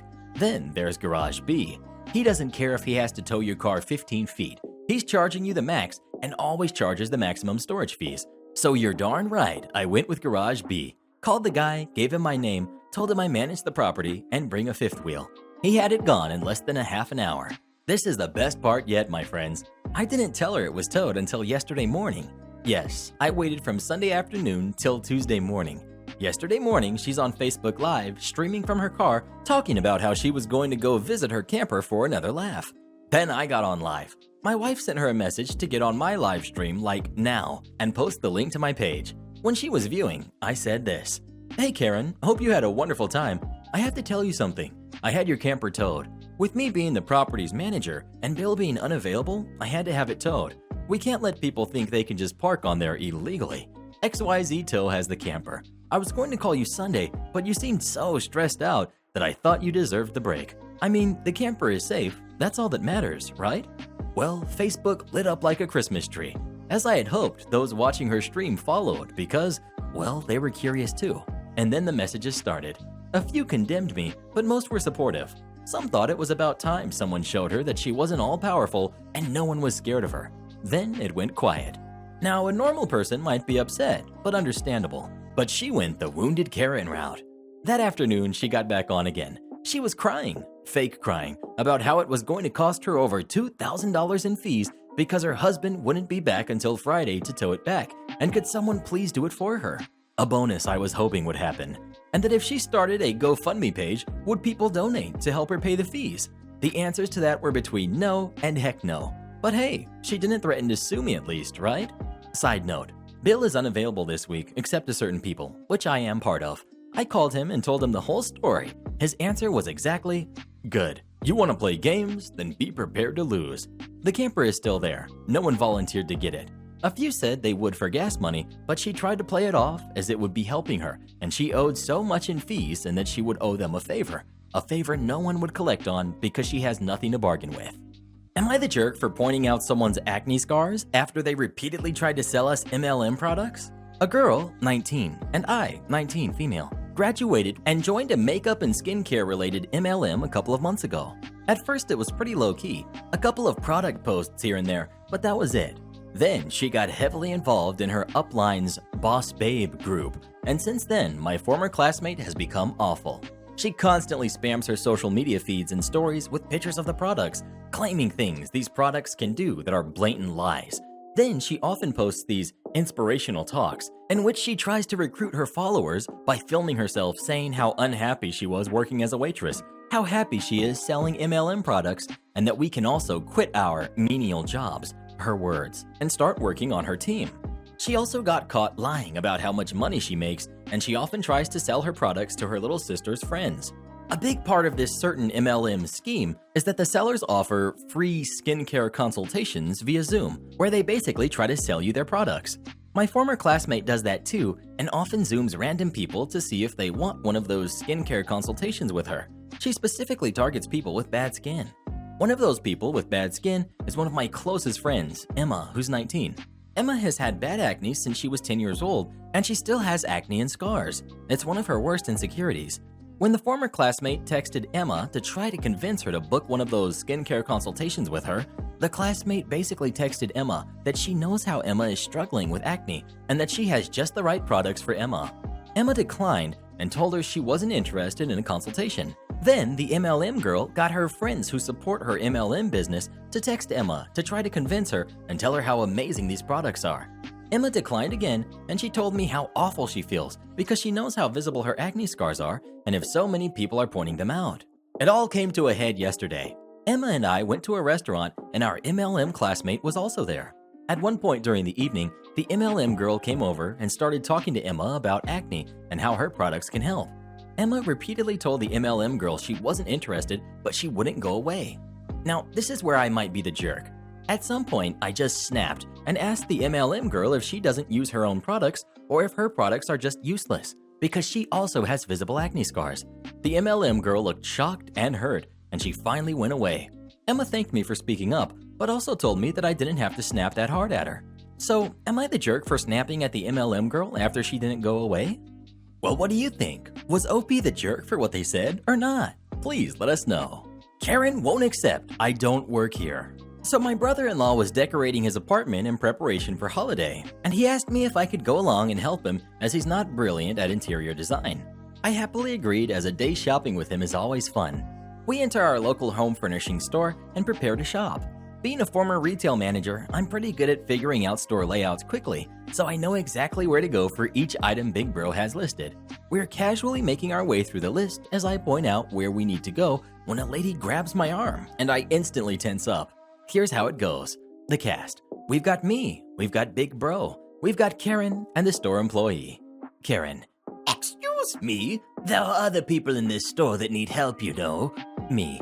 Kindly let go of my arm, please. Karen. No, you've been helping this guy for ages. It's my turn. He's my brother. Now get the heck off me. I shake her off my arm and she gets huffy.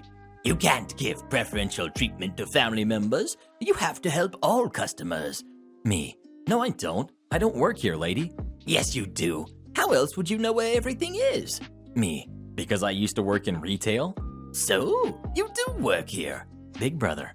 No, she doesn't. She said she used to. Karen interrupting. You stay out of it. You've hogged her long enough. Big brother raises his eyebrows at me as if to say, sorry, I tried. But he bails at this point. Can't say I blame him, but gee, thanks bro.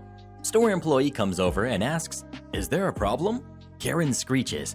Yes, this employee won't help me, but she's been helping this other customer for ages. Pointing at my brother's rapidly disappearing back. Employee.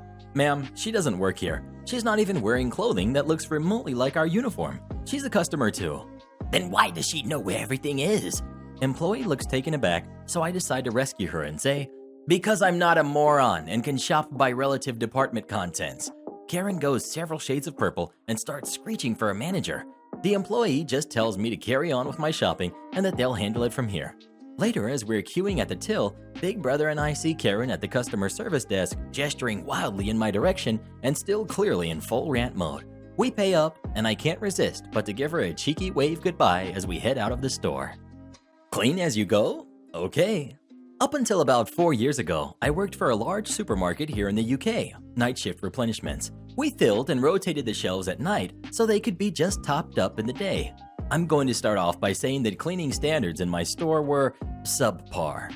Anyways, we all had our own designated aisles to fill. I was usually on a produce aisle, fruits and vegetables, but as times called for it, I could be taken to other areas of the store that were struggling.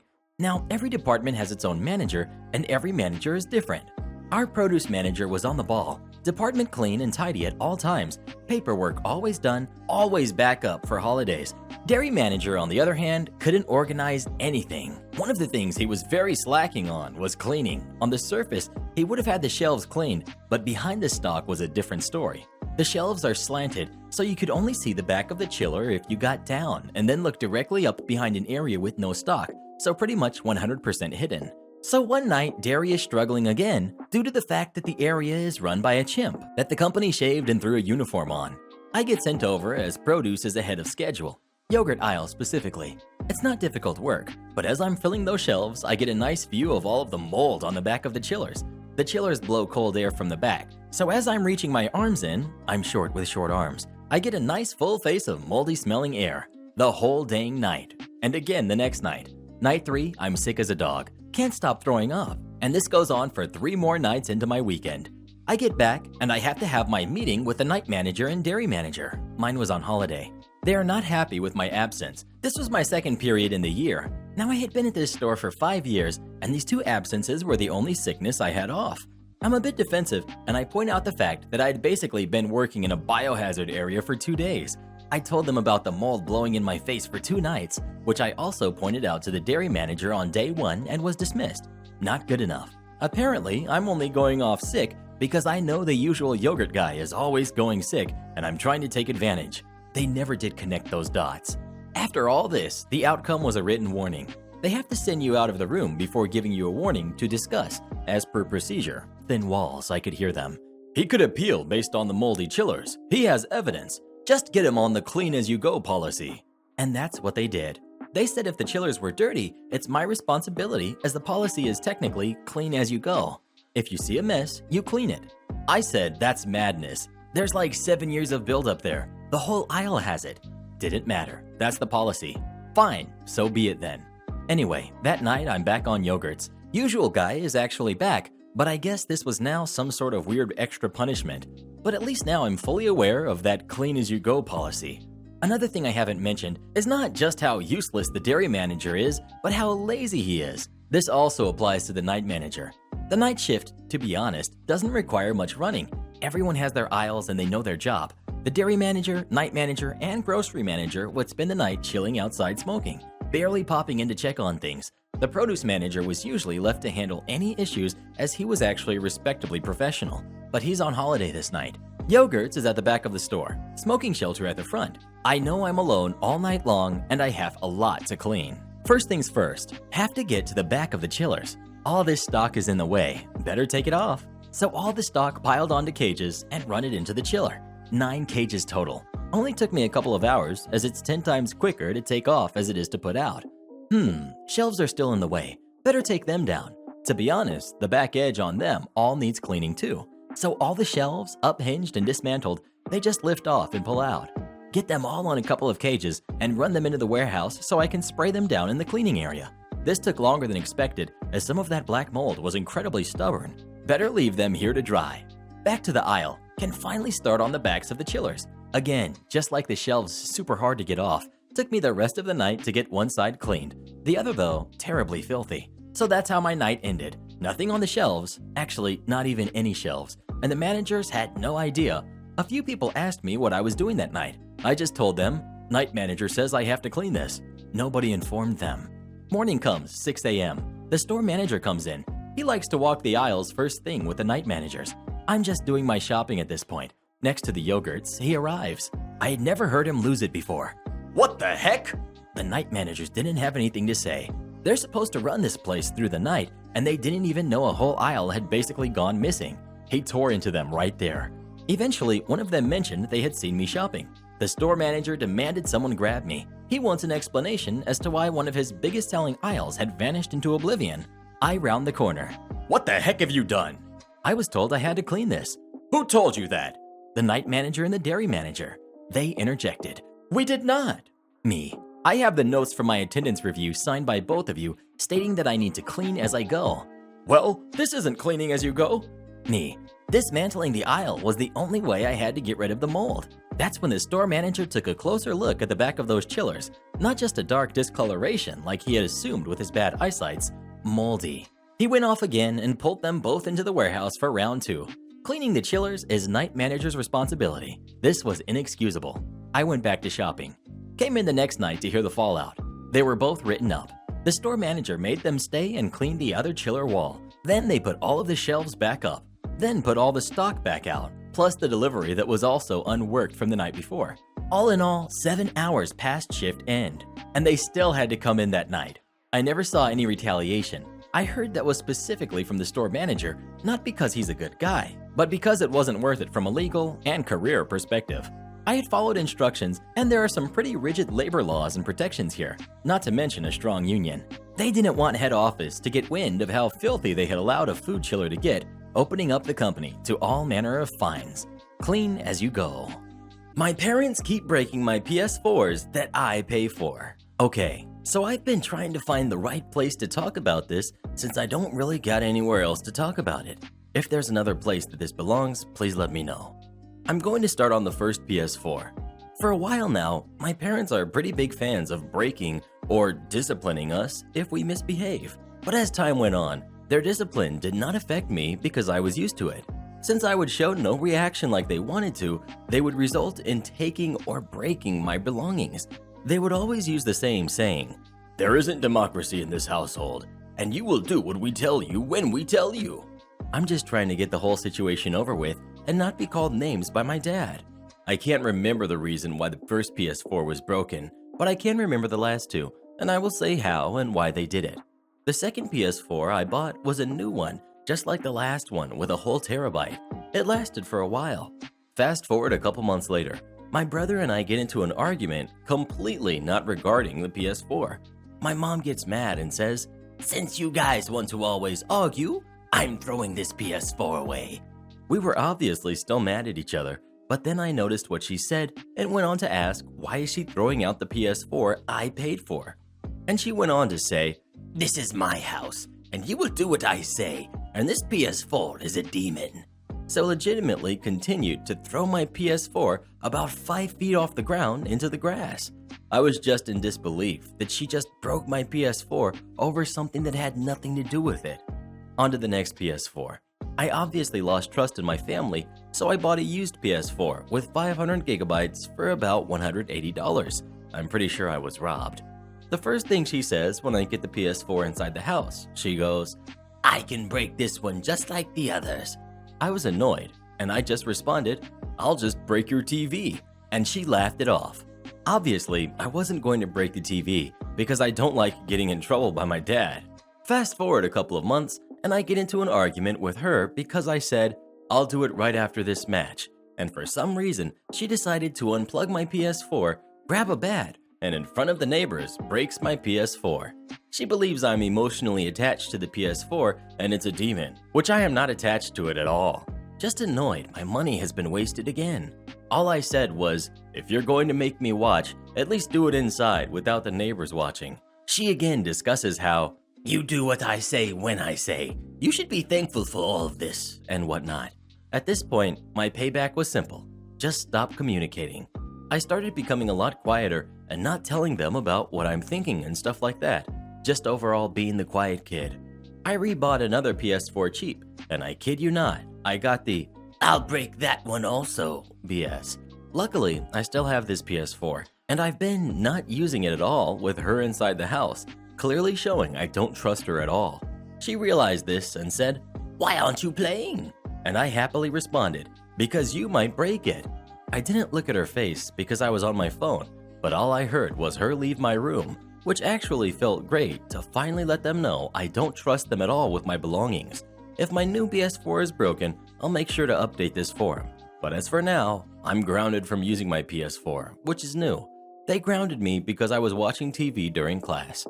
After having this post up and replying to many comments, I finally come to my senses, and I'm truly sad about how I really feel, and I've been hiding my feelings to myself.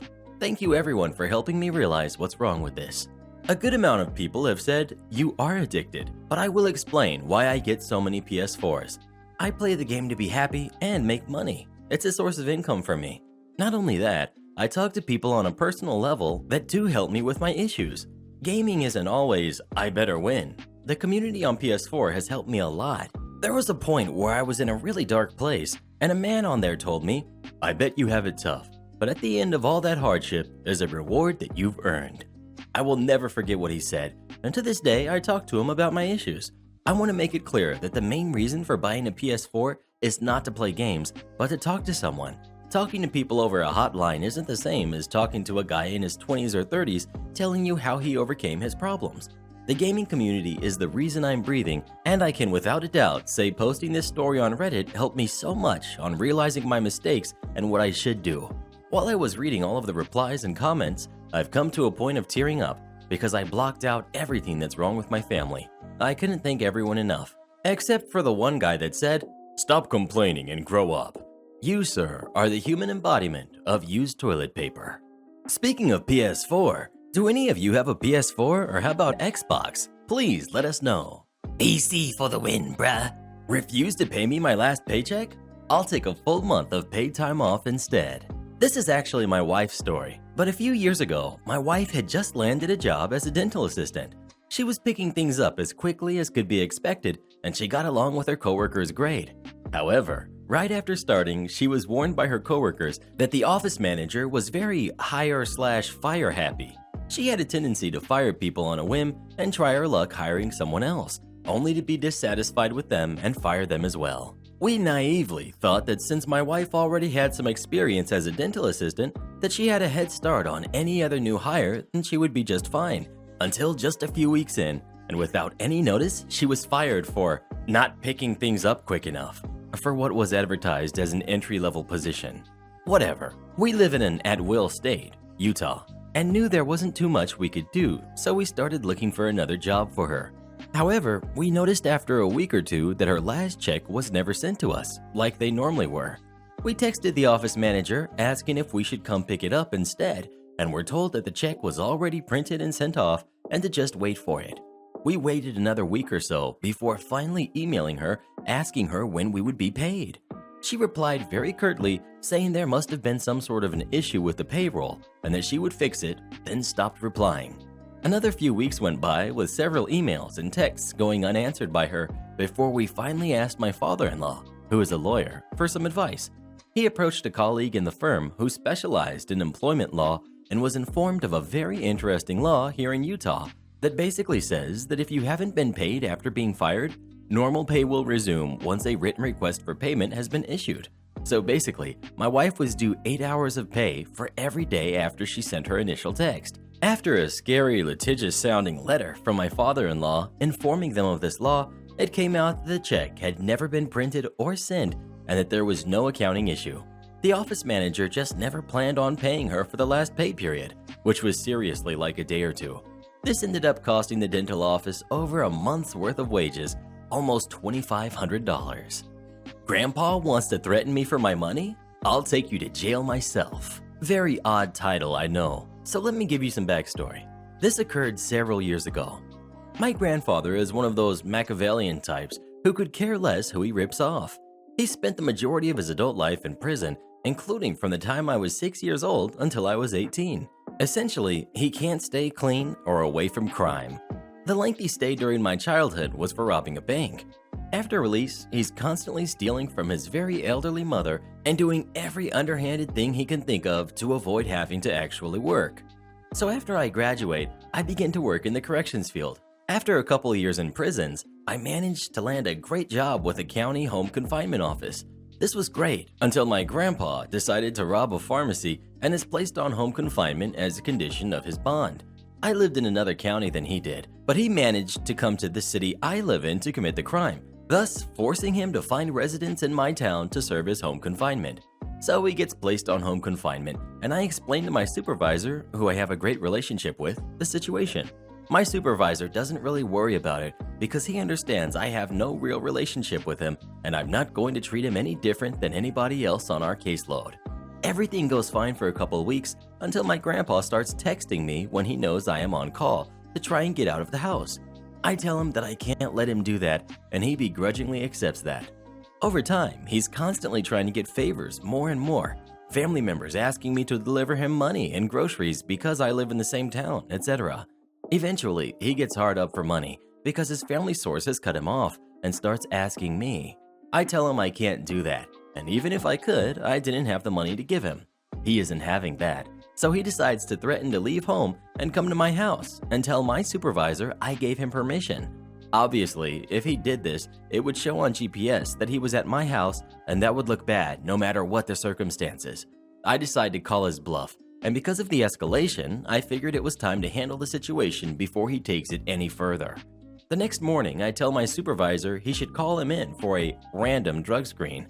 This happens, and to no surprise, he hits positive. This puts him in violation of his terms of release, and I have the honors of putting him in handcuffs and driving him to jail myself.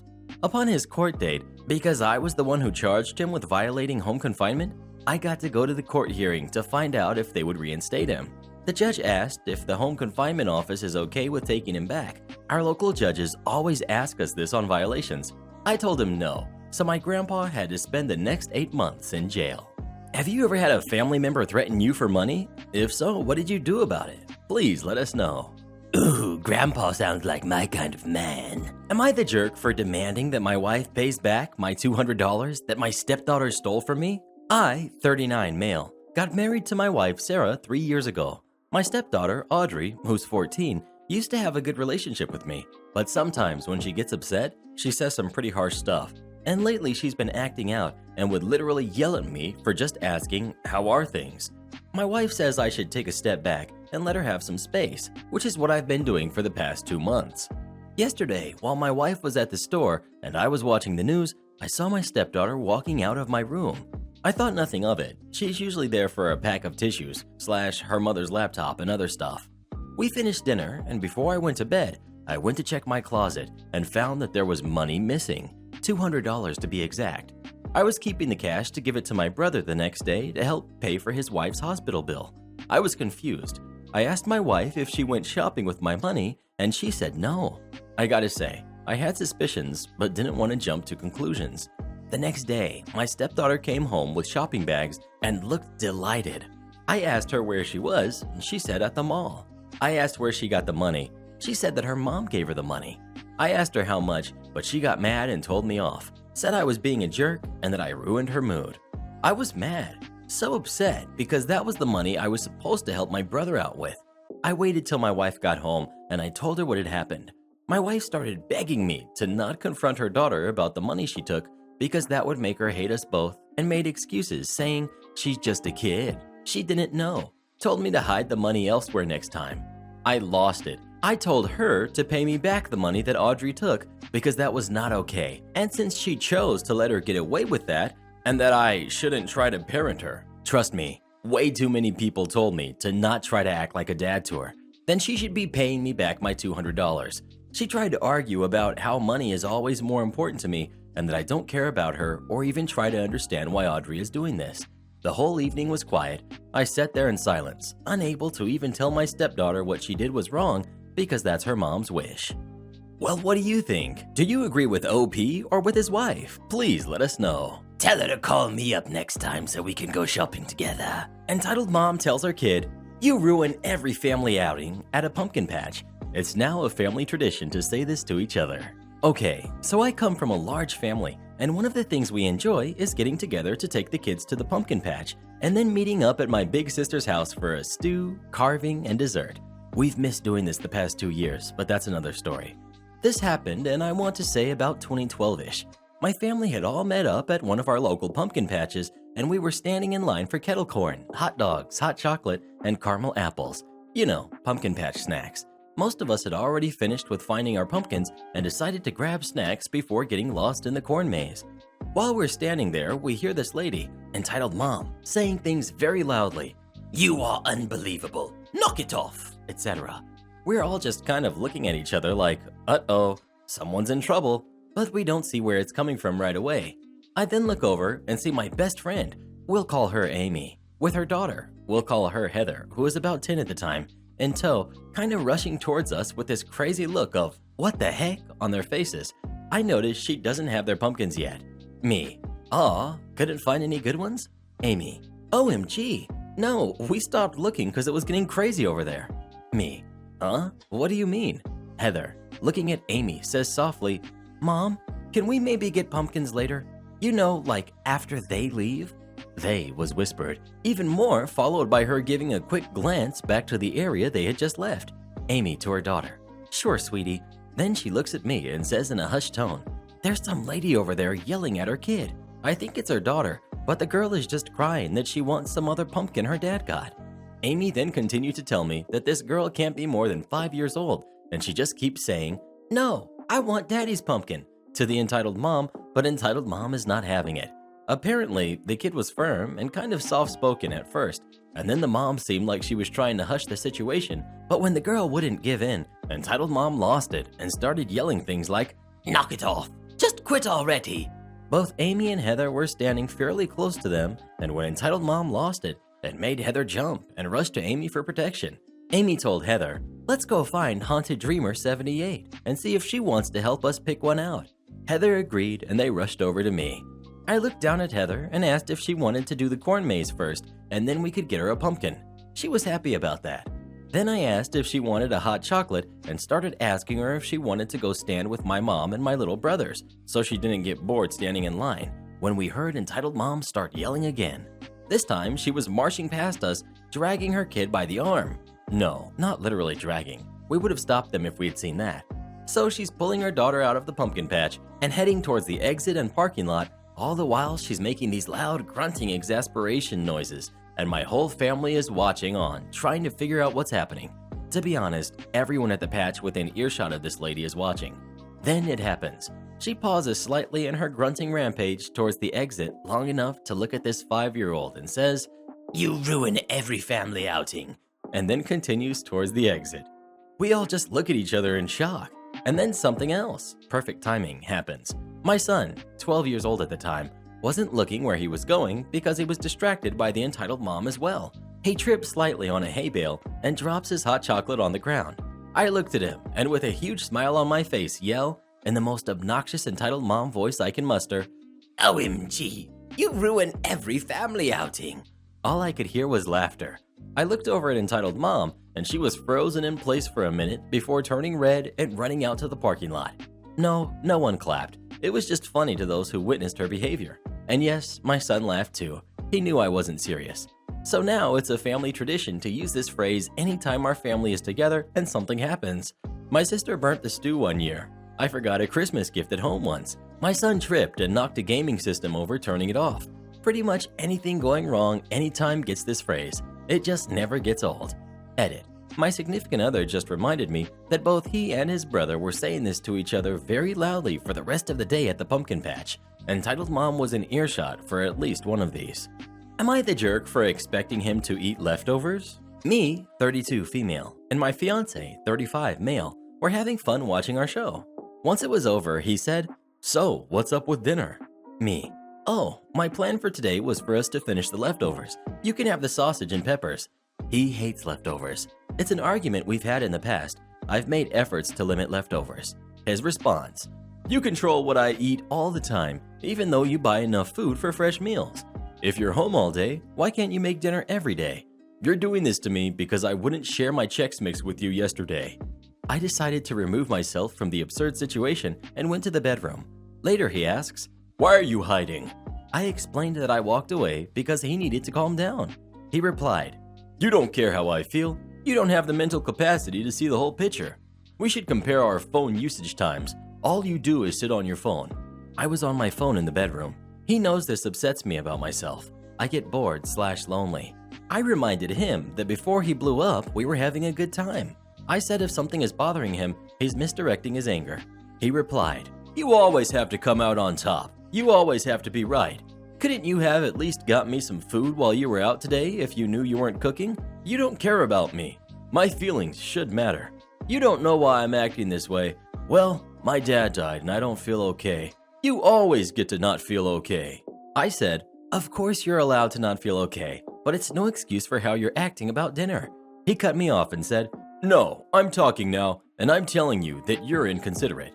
30 minutes later, he asks me to come watch TV with him. I don't because I find it unacceptable to act like nothing happened. Later, I went to cut an apple. Him, "If leftovers are so important, then why are you eating an apple? You didn't even ask if I want an apple too." Then he threw Chex Mix all over my plate and said, "Here's what you really want." Before bed, he was mumbling to himself. I heard, "No matter what I do, it isn't good enough. The dog is the only person that's ever happy to see me." No idea where that's coming from. I'm always excited to see him and hopeful that we will spend time together, though I'm often met with disappointment. As far as "no matter what I do, it isn't good enough," I have no idea where that self-pity is coming from. It seems that it would make more sense for me to say that. If you had a significant other who is treating you like this, what would you do about it?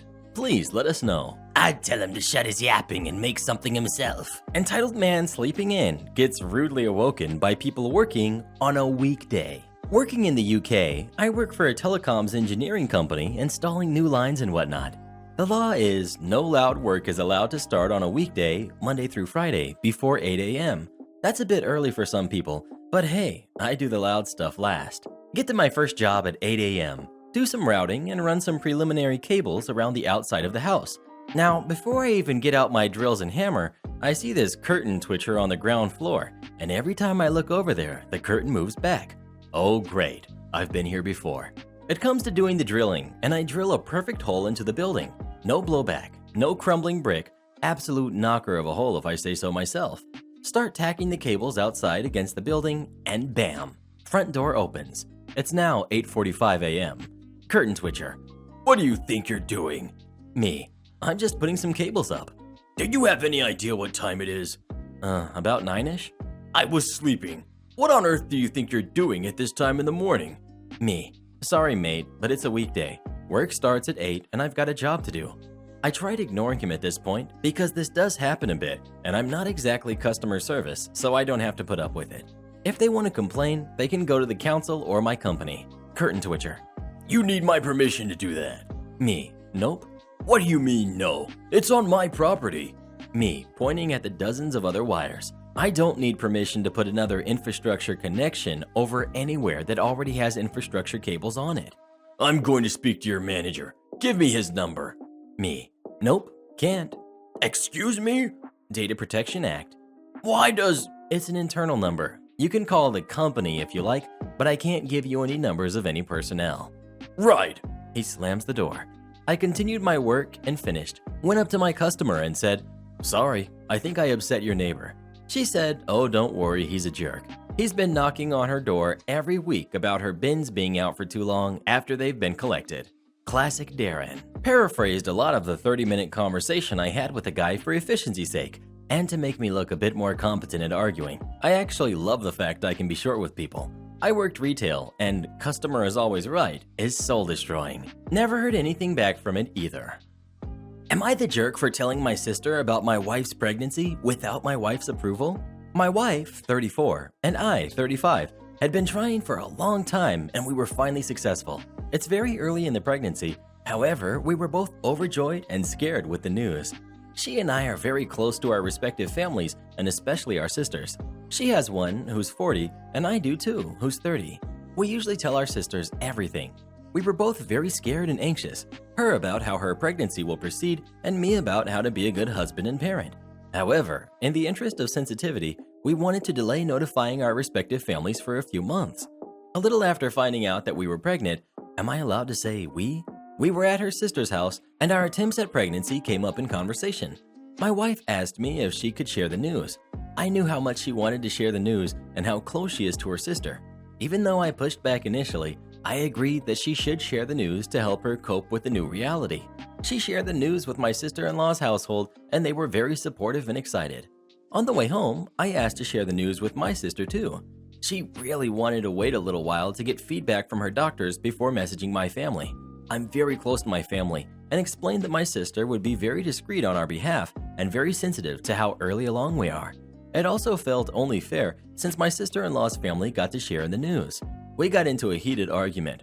My wife reasoned that it was her body and I should respect her wishes. I felt alone. I couldn't really talk to my wife about my anxieties. She complained that I was making this all about me, and I felt I couldn't really reach my lifeline. So sister-in-law also became upset when she found out about our argument. In moments like this, I always knew my sister would say the right thing to help me cope. So I just decided to tell my sister everything and she provided me with the emotional support I needed. She heard all of my anxieties and she even helped me formulate a way to reconcile with my wife and sister-in-law who were both upset. Needless to say, my wife and sister-in-law are not happy with this and I am in the process of reconciling. Am I the jerk for telling my sister about my wife's pregnancy without my wife's approval? Edit 1. After our argument, my wife said she wouldn't stop me from telling my sister, but that she was not happy about it. I tried to hold it, anxiety, feeling rejected, etc., together for a couple of days, but after some family issues, I decided to go through with calling my sister. It was a very constructive call in helping me repair my wife's broken trust.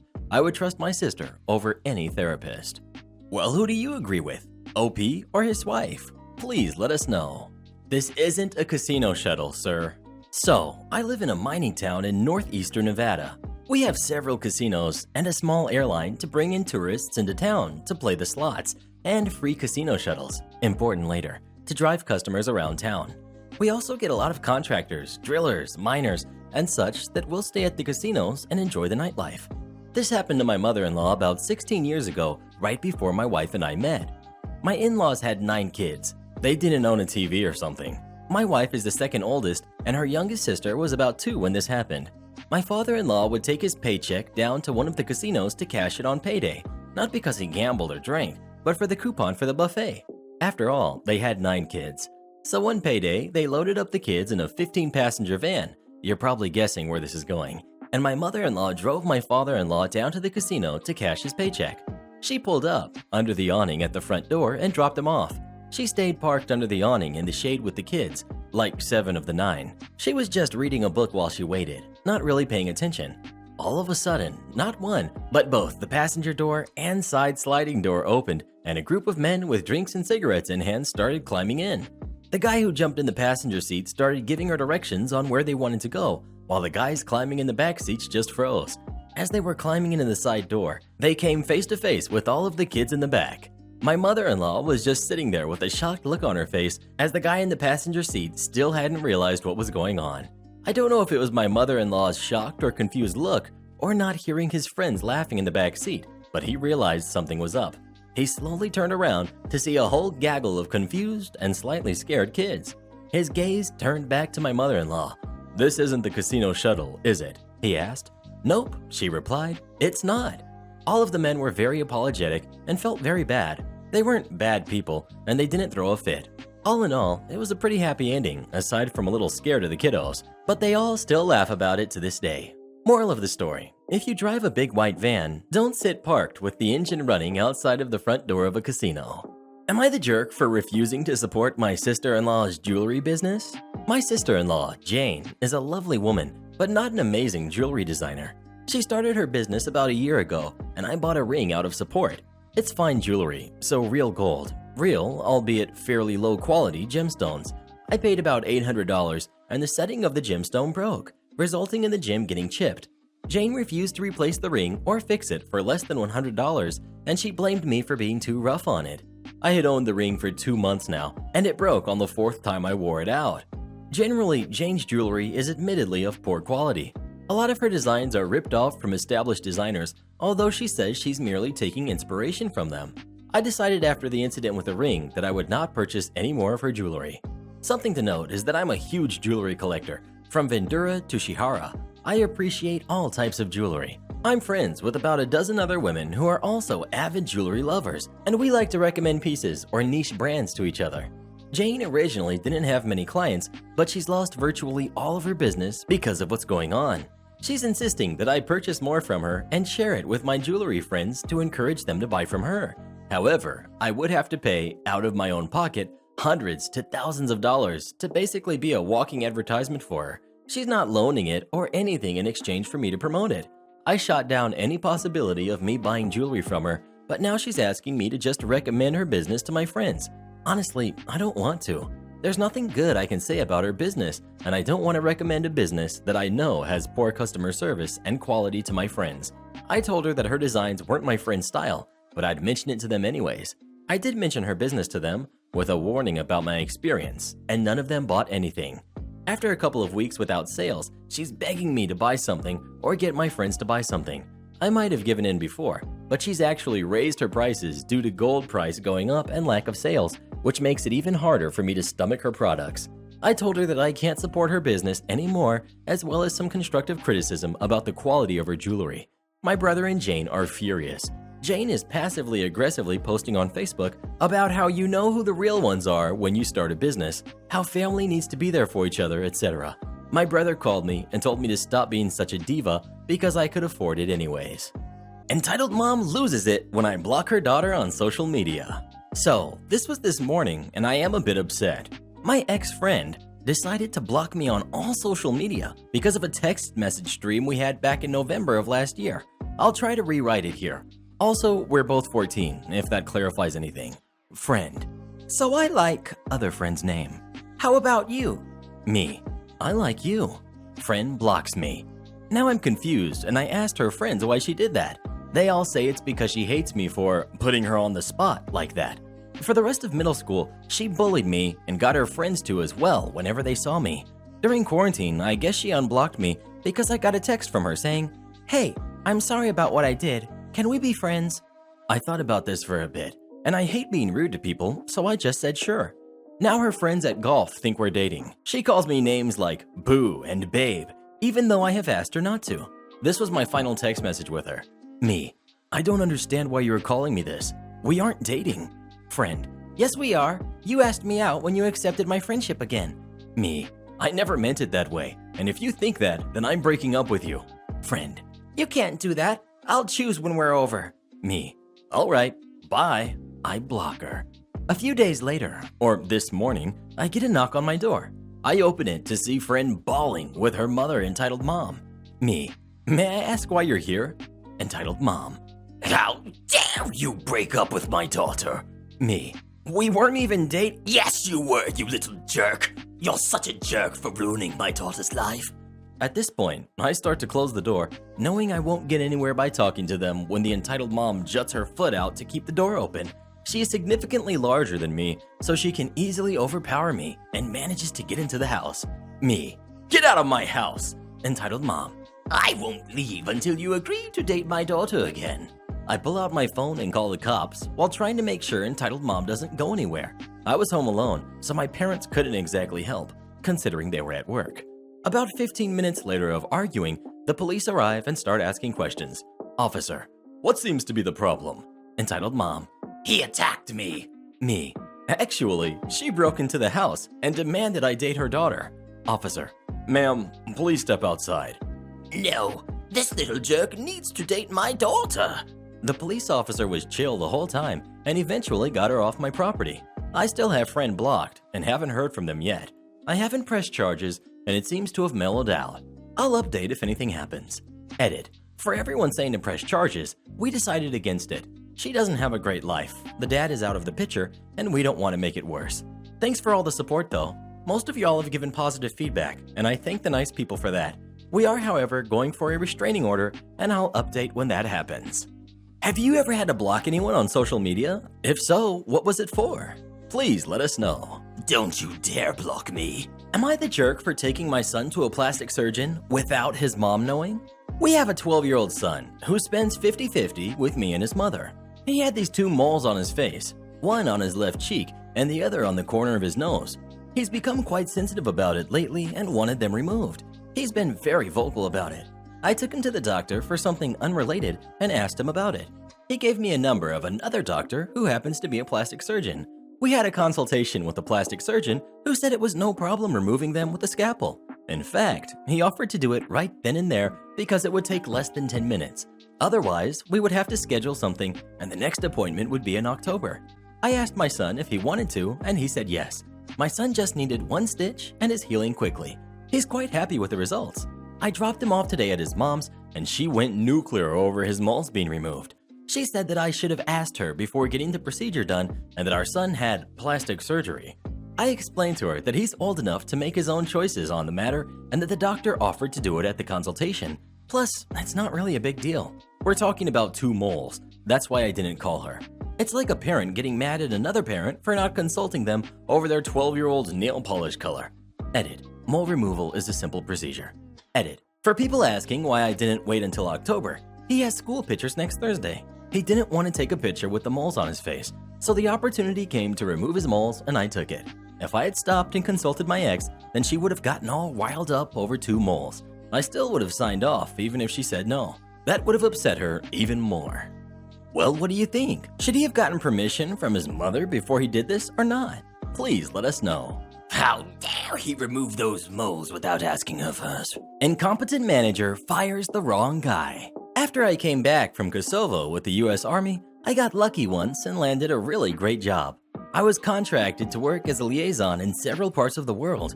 Our team would basically go somewhere, figure out what needed to be done, then make it happen.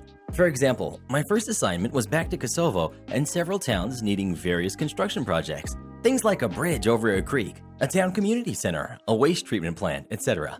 We coordinated with the Army, NATO, the EU, dozens of contractors, and would get the jobs done. We would secure funding, then hire contractors, and in some places, we were involved in hiring workers as a means of stimulating the local economy. The first team I worked with was amazing. We were able to get so much accomplished and genuinely enjoyed working together. We also had to figure out how to do everything. Our instructions were, go to the place, find out what needs to be done, and get it done. Somehow we figured it out. Sometimes it was happy accidents.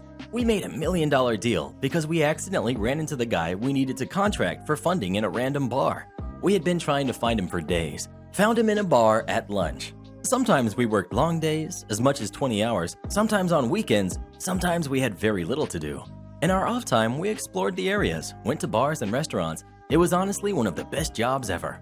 Anyway, eventually our contracts ran out and I was the only one who signed on for another year. My teammates had families and I was single at the time. When I met the new team, I knew almost instantly that this was going to suck. A team consisted of 4 people, a manager and 3 liaisons. The 2 other liaisons were among the 2 unhappiest people I've ever met, and I could never figure out why. The guys griped and complained about everything. We all got great pay. Often it was tax exempt. We were generally safe. We usually had fairly comfortable lodging where we went, but they were never happy.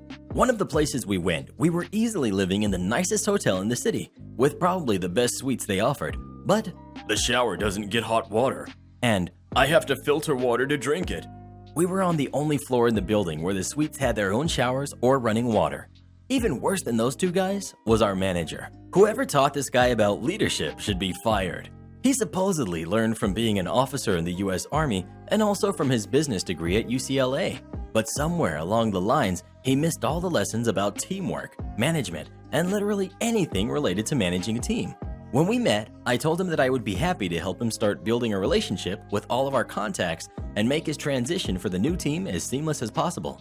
His response, "I'm in charge of this team. We're going to change some things to start doing it right." Okay.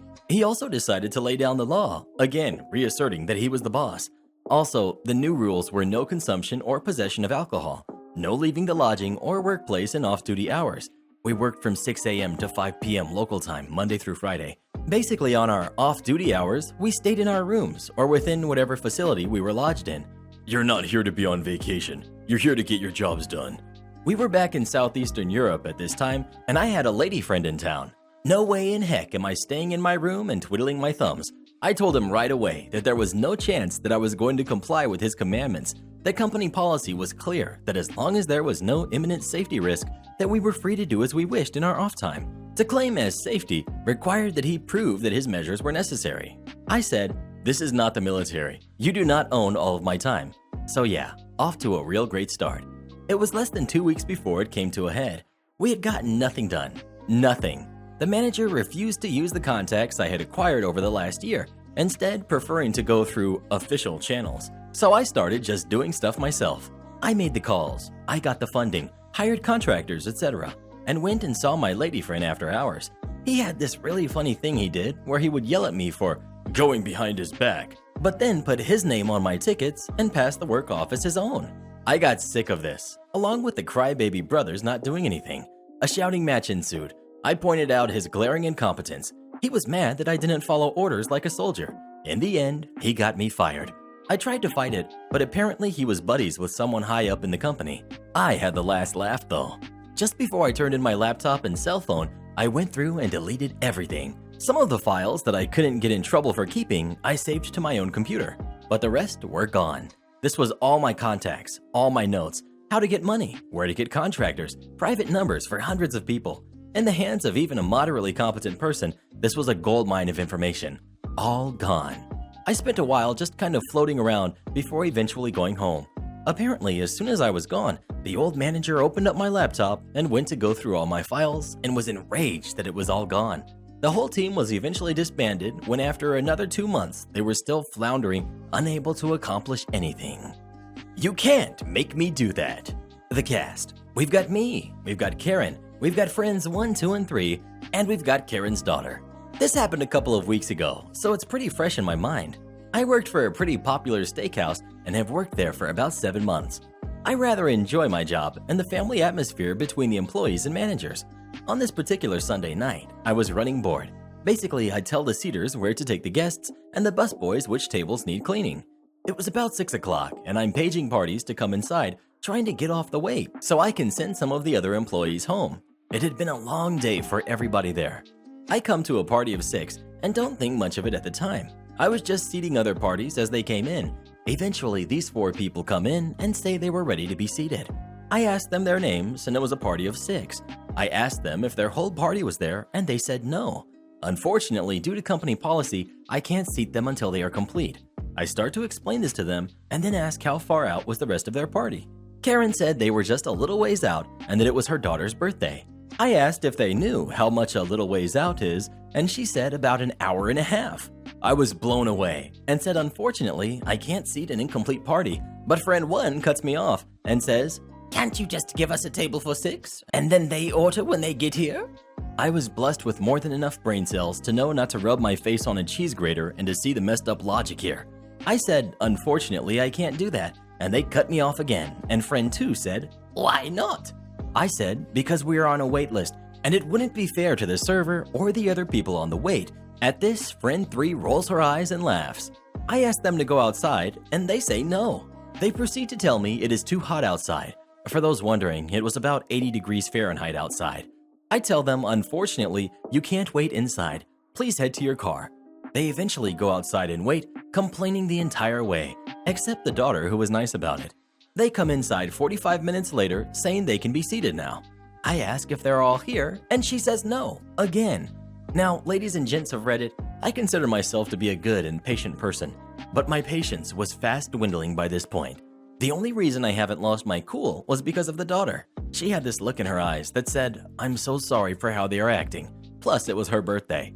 I repeat what I said earlier and try to send them outside again, but they wouldn't do it. Mega Karen said that they were going to wait right in front of the host stand until they were seated. I lose it and go get my manager. He tells them sit outside or leave, so they stand in the cramped entrance and are being a nuisance and a risk to the other customers. When I ask them to please put on masks and head outside, they say I can't make them do that. As we had a mandate in my county at the time, I said, you can do what I ask or I can call the police. Daughter was the only one wearing a mask. They put on masks and finally go outside. They come back in 30 minutes later and they're all there after a quick head count and we take them to be seated. They complain about the seater. They complain about the server. They complain about the food and left a 1-star review.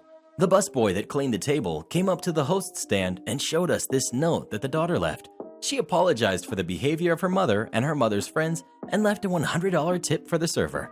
She single-handedly restored my faith in humanity. Am I the jerk for bringing a baby to a class? Hi, please let me know because I'm honestly not sure. For context, my university is completely online. I'm male and 20 years old. Okay, last week a family emergency happened and it required my aunt and uncle to leave their house at late night. I live close to them and they have a baby that's less than a year old. So they called my parents to tell them about the emergency and then called me. They asked if I could come into their house, take care of their baby until they came back, and I was down with that. I've taken care of babies before, so this wasn't new to me. Took my stuff and drove to their house, stayed with my cousin. Now, by the time my morning class comes about, my aunt and uncle haven't shown up yet, which was within expected. They told me they'd be back by about 1 or 2 p.m., and I had my baby cousin in my lap, setting up laptop for my morning class, and my cousin falls asleep. And I'm like, okay, I can deal with this. A sleeping baby is the best kind of baby. Do not move them. Now, here's the problem. I had a presentation to do, and so my video is off as I'm preparing to give it, and the professor goes, OP, please turn on your camera. I have a sleeping baby right now, so is that okay with you? A sleeping baby? Yeah, there was a family emergency, so my cousin's asleep on me right now. I don't want to say the details in class, but I can email you after class and supply any proof you need. It's fine. Please turn on your camera. So I do, and my cousin is asleep, and I give the entire presentation, and I'm really proud of how it went, because I think I did really well, and I answer all questions, and my cousin doesn't wake up. Like, this is the best case scenario. Well, last night I got my grade for the PowerPoint, along with an email from the professor that says she marked me down because she felt the baby was there as a pity prop, and I was attempting to gain sympathy, and if I hadn't had the baby, I would have gotten higher. So, was I the jerk for showing up with a baby? I didn't think about the pity aspect. Well, what do you think? Was it wrong for the teacher to mark down OP for this or not? Please let us know. I think that teacher needs a smoothie. Train my replacement in a matter of hours? I don't think that's gonna work out well for you. I was a dispatcher for a plumbing, HVAC, basement waterproofing company, but I was more of a coordinator. I handled customer bookings, scheduling, some parts ordering, dispatching, etc. As I used to say, I have more hats than a hat rack. Now, my techs had their own tools, and I did my work on the computer. I kept bugging the boss for a better computer, and he never got me one, so I built a system at my own expenses and brought it into the office. My techs had personal tools, so this was mine. As a matter of fact, 10 years later, it's the system I am typing on now. It has a 4-core processor and a graphics card capable of supporting 4 monitors. To give you a better idea of how long ago this was, I paid $350 for a 60-gig SSD. I used 1 monitor for the dispatch software, 1 monitor for Google Maps with traffic overlay, 1 monitor for Outlook, and 1 monitor for QuickBooks to issue invoices and purchase orders. When I gave notice, my boss, the owner, and I agreed on 3 weeks' notice as an exit strategy. Unknowns to me, the owner was convinced I was bluffing and was just hunting for a raise. He refused to hire a replacement. My boss was more of a field supervisor. The owner handled the office and admin. Finally, the day before my last day at 2 p.m., I was introduced to the new hire. Seriously? You intend to have me train a guy for a complicated, pivotal role in a few hours? I was on a 44-hour schedule, 10 hours Monday through Thursday, and Friday I was off at 11 a.m. I said my goodbyes at 11 a.m., began dismantling my computer. First thing I did was format the hard drive, as I told them I was going to do. Fortunately for them, the data was all backed up on the server, except for what had transpired that morning, despite my repeated warnings to trigger a backup into the server at 11 a.m. The owner came out in a bit of a panic when he saw me taking apart the computer, as he had forgotten that it was me that owned it, and now his dispatch station had no computer. He asked if I could leave the computer behind, and I declined. He set my replacement up on an unused antique computer in a cubicle. It had a CRT monitor, was slow as molasses. The job was hard enough with 4 screens. I can't imagine doing it with 1. The guy wasn't a dummy, but there's no way I could have trained him in a few hours. He had the bare bones of the processes, and that's it. By noon, I was out the door. My boss spent the remainder of the day and most of the next week in the field, leaving the owner to deal with the fallout, and it was legendary. Nobody could handle it. The replacement quit, just never showed up on the Tuesday, and nobody else in the office could do what I was doing. He dumped PO generation into accounting, which upset them with the extra workload. He tried to handle scheduling and dispatching himself and upset a lot of the techs. He stuck one of the CSRs into training for the role, and she wasn't the brightest bulb in the chandelier. The best part? I used to handle after hours on call, and since there was nobody with enough experience, the owner had to answer his phone at all hours of the night, 7 days a week. That's when the exodus started. Over the next few weeks, many of the good techs bailed. Jobs were messed up. I heard that he had 2 basement waterproofing jobs, each worth 5 figures, double booked. The company hit the wall. Hard. How do I know? About 3 years ago, I reached out to my boss on LinkedIn, and he had moved on to another employer. He offered me a job, and I took it. We get along famously, and he's told me all kinds of stories about how crap hit the fan when I left. And all they had to do was buy a new computer and give me enough time to get the new guy in the groove. You're wearing a red shirt. You know where the Oreos are. I recently moved to a new city to live with a relative for a while. Until I can find a good solid job that'll actually pay me what I'm worth, I've been doing food delivery / grocery pickup. This happened last night around 8:30 p.m. I was taking a quick 30-minute break from driving to use the restroom, get some water and a snack, and pick up some things that were needed at my cousin's house since she's not charging me for rent. I decided on the Red Bullseye store because they had everything I was looking for. I was browsing the small home appliance section, looking for a pitcher that filters water so you can use fewer water bottles. I just found the perfect one when I hear someone yelling. I have anxiety, so I'm always consciously looking around and listening to make sure I can get away in an intense or dangerous situation. Thankfully, the yelling was less angry and more pure excitement. A kid between 3 and 6, I'm horrible at ages, ran up to me. We've got me, we've got the kid, we've got the tired mom, and we've got actual employee. Kid, where are the Oreos? Me, I'm sorry, I don't know. Kid, visibly confused. But you're wearing a red shirt. Why don't you know where they are? Me, oh, I don't work here. My shirt is just red. I was also not wearing a name tag, and I was wearing gray sweats and flip-flops. I guess he didn't know any better, but he wasn't rude, just a confused kid. I scanned the floor to find an employee, but I couldn't see one. However, this kid seemed nice enough, and I still had ample time on my break, so I decided to help him hunt down the Oreos. He must not have been able to read, because we were already near the snack sections as the sign said. Kid, my big sister's not feeling good. We're getting Oreos to cheer her up. Me, that's nice of you. Who brought you to the store? My mom. She's at returns getting us a new toaster oven because the other one doesn't work. After finding the actual package of Oreos, he requested double stuff so his sister would be double happy. I walked with the kid back towards the front. His mother was still standing at customer service and looked confused that her son was with me. Kid, I got the Oreos. This nice lady helped me, but she doesn't even work here. She said her shirt is just red. Tired mom, looks embarrassed. Oh, I must not have told you to look at a name tag too. Make sure you tell her thank you. Kid, if it was safe, I would give you a high five. Actual employee. Tired mom, would you like me to ring that up here? Me, no, I'll pay for them. Tired mom, you can't, that's too much trouble. Me, it's okay ma'am, I hope your daughter feels better. I didn't feel like $4 was too much to spend on a kid that had made me laugh. Things have been kind of hard on me lately, so having a marginally humorous experience like this made me smile a lot. I normally work with kids, so this lifted my spirits a little. Sorry if this wasn't drama-filled like every other post in this sub. Am I the jerk for ruining dinner by telling the table next to ours to talk about something else? Me and my boyfriend went on a double date with my brother and his girlfriend. At the restaurant, the table closest to us began discussing a sensitive topic that is extremely and personally upsetting to my boyfriend.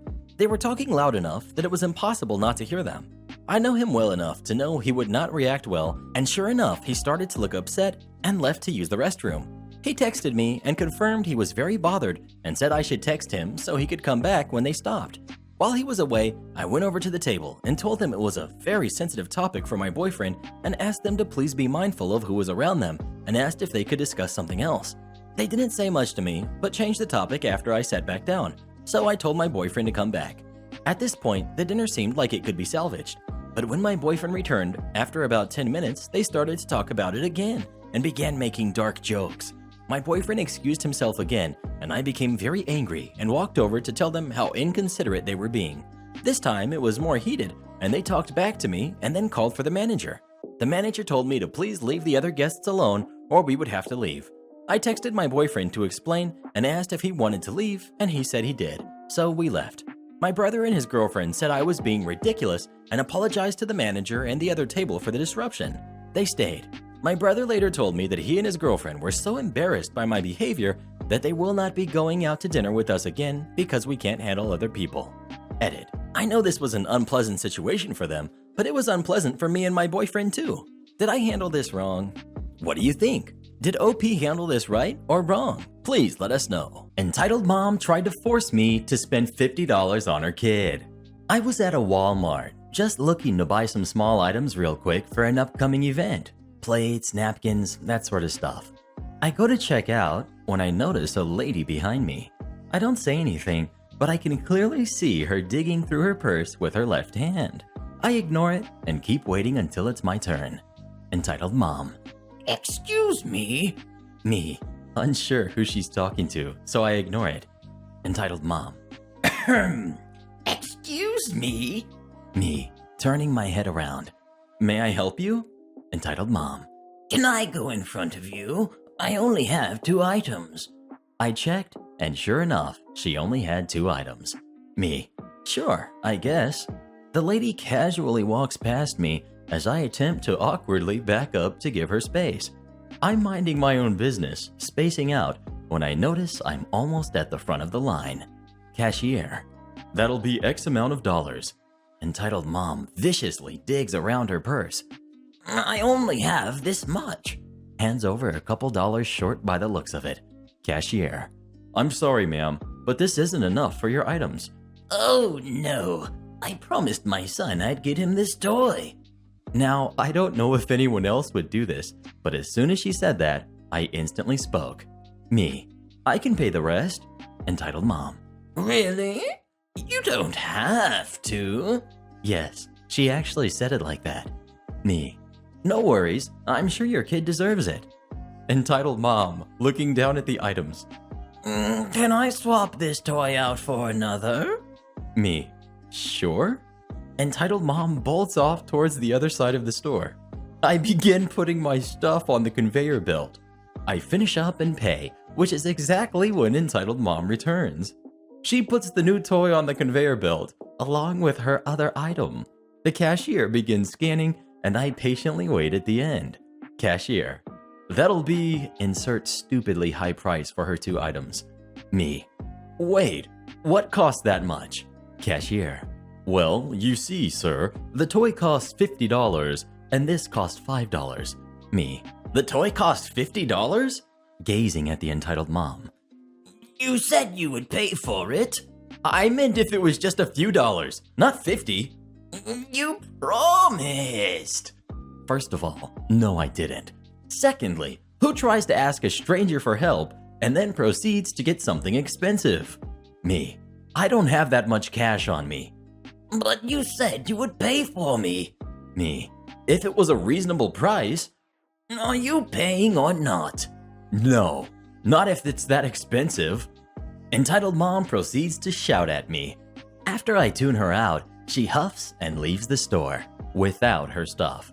I leave about 2 minutes after to be safe. The nerve of some people. Edit. I've noticed how many of you have been saying I should have never offered to pay.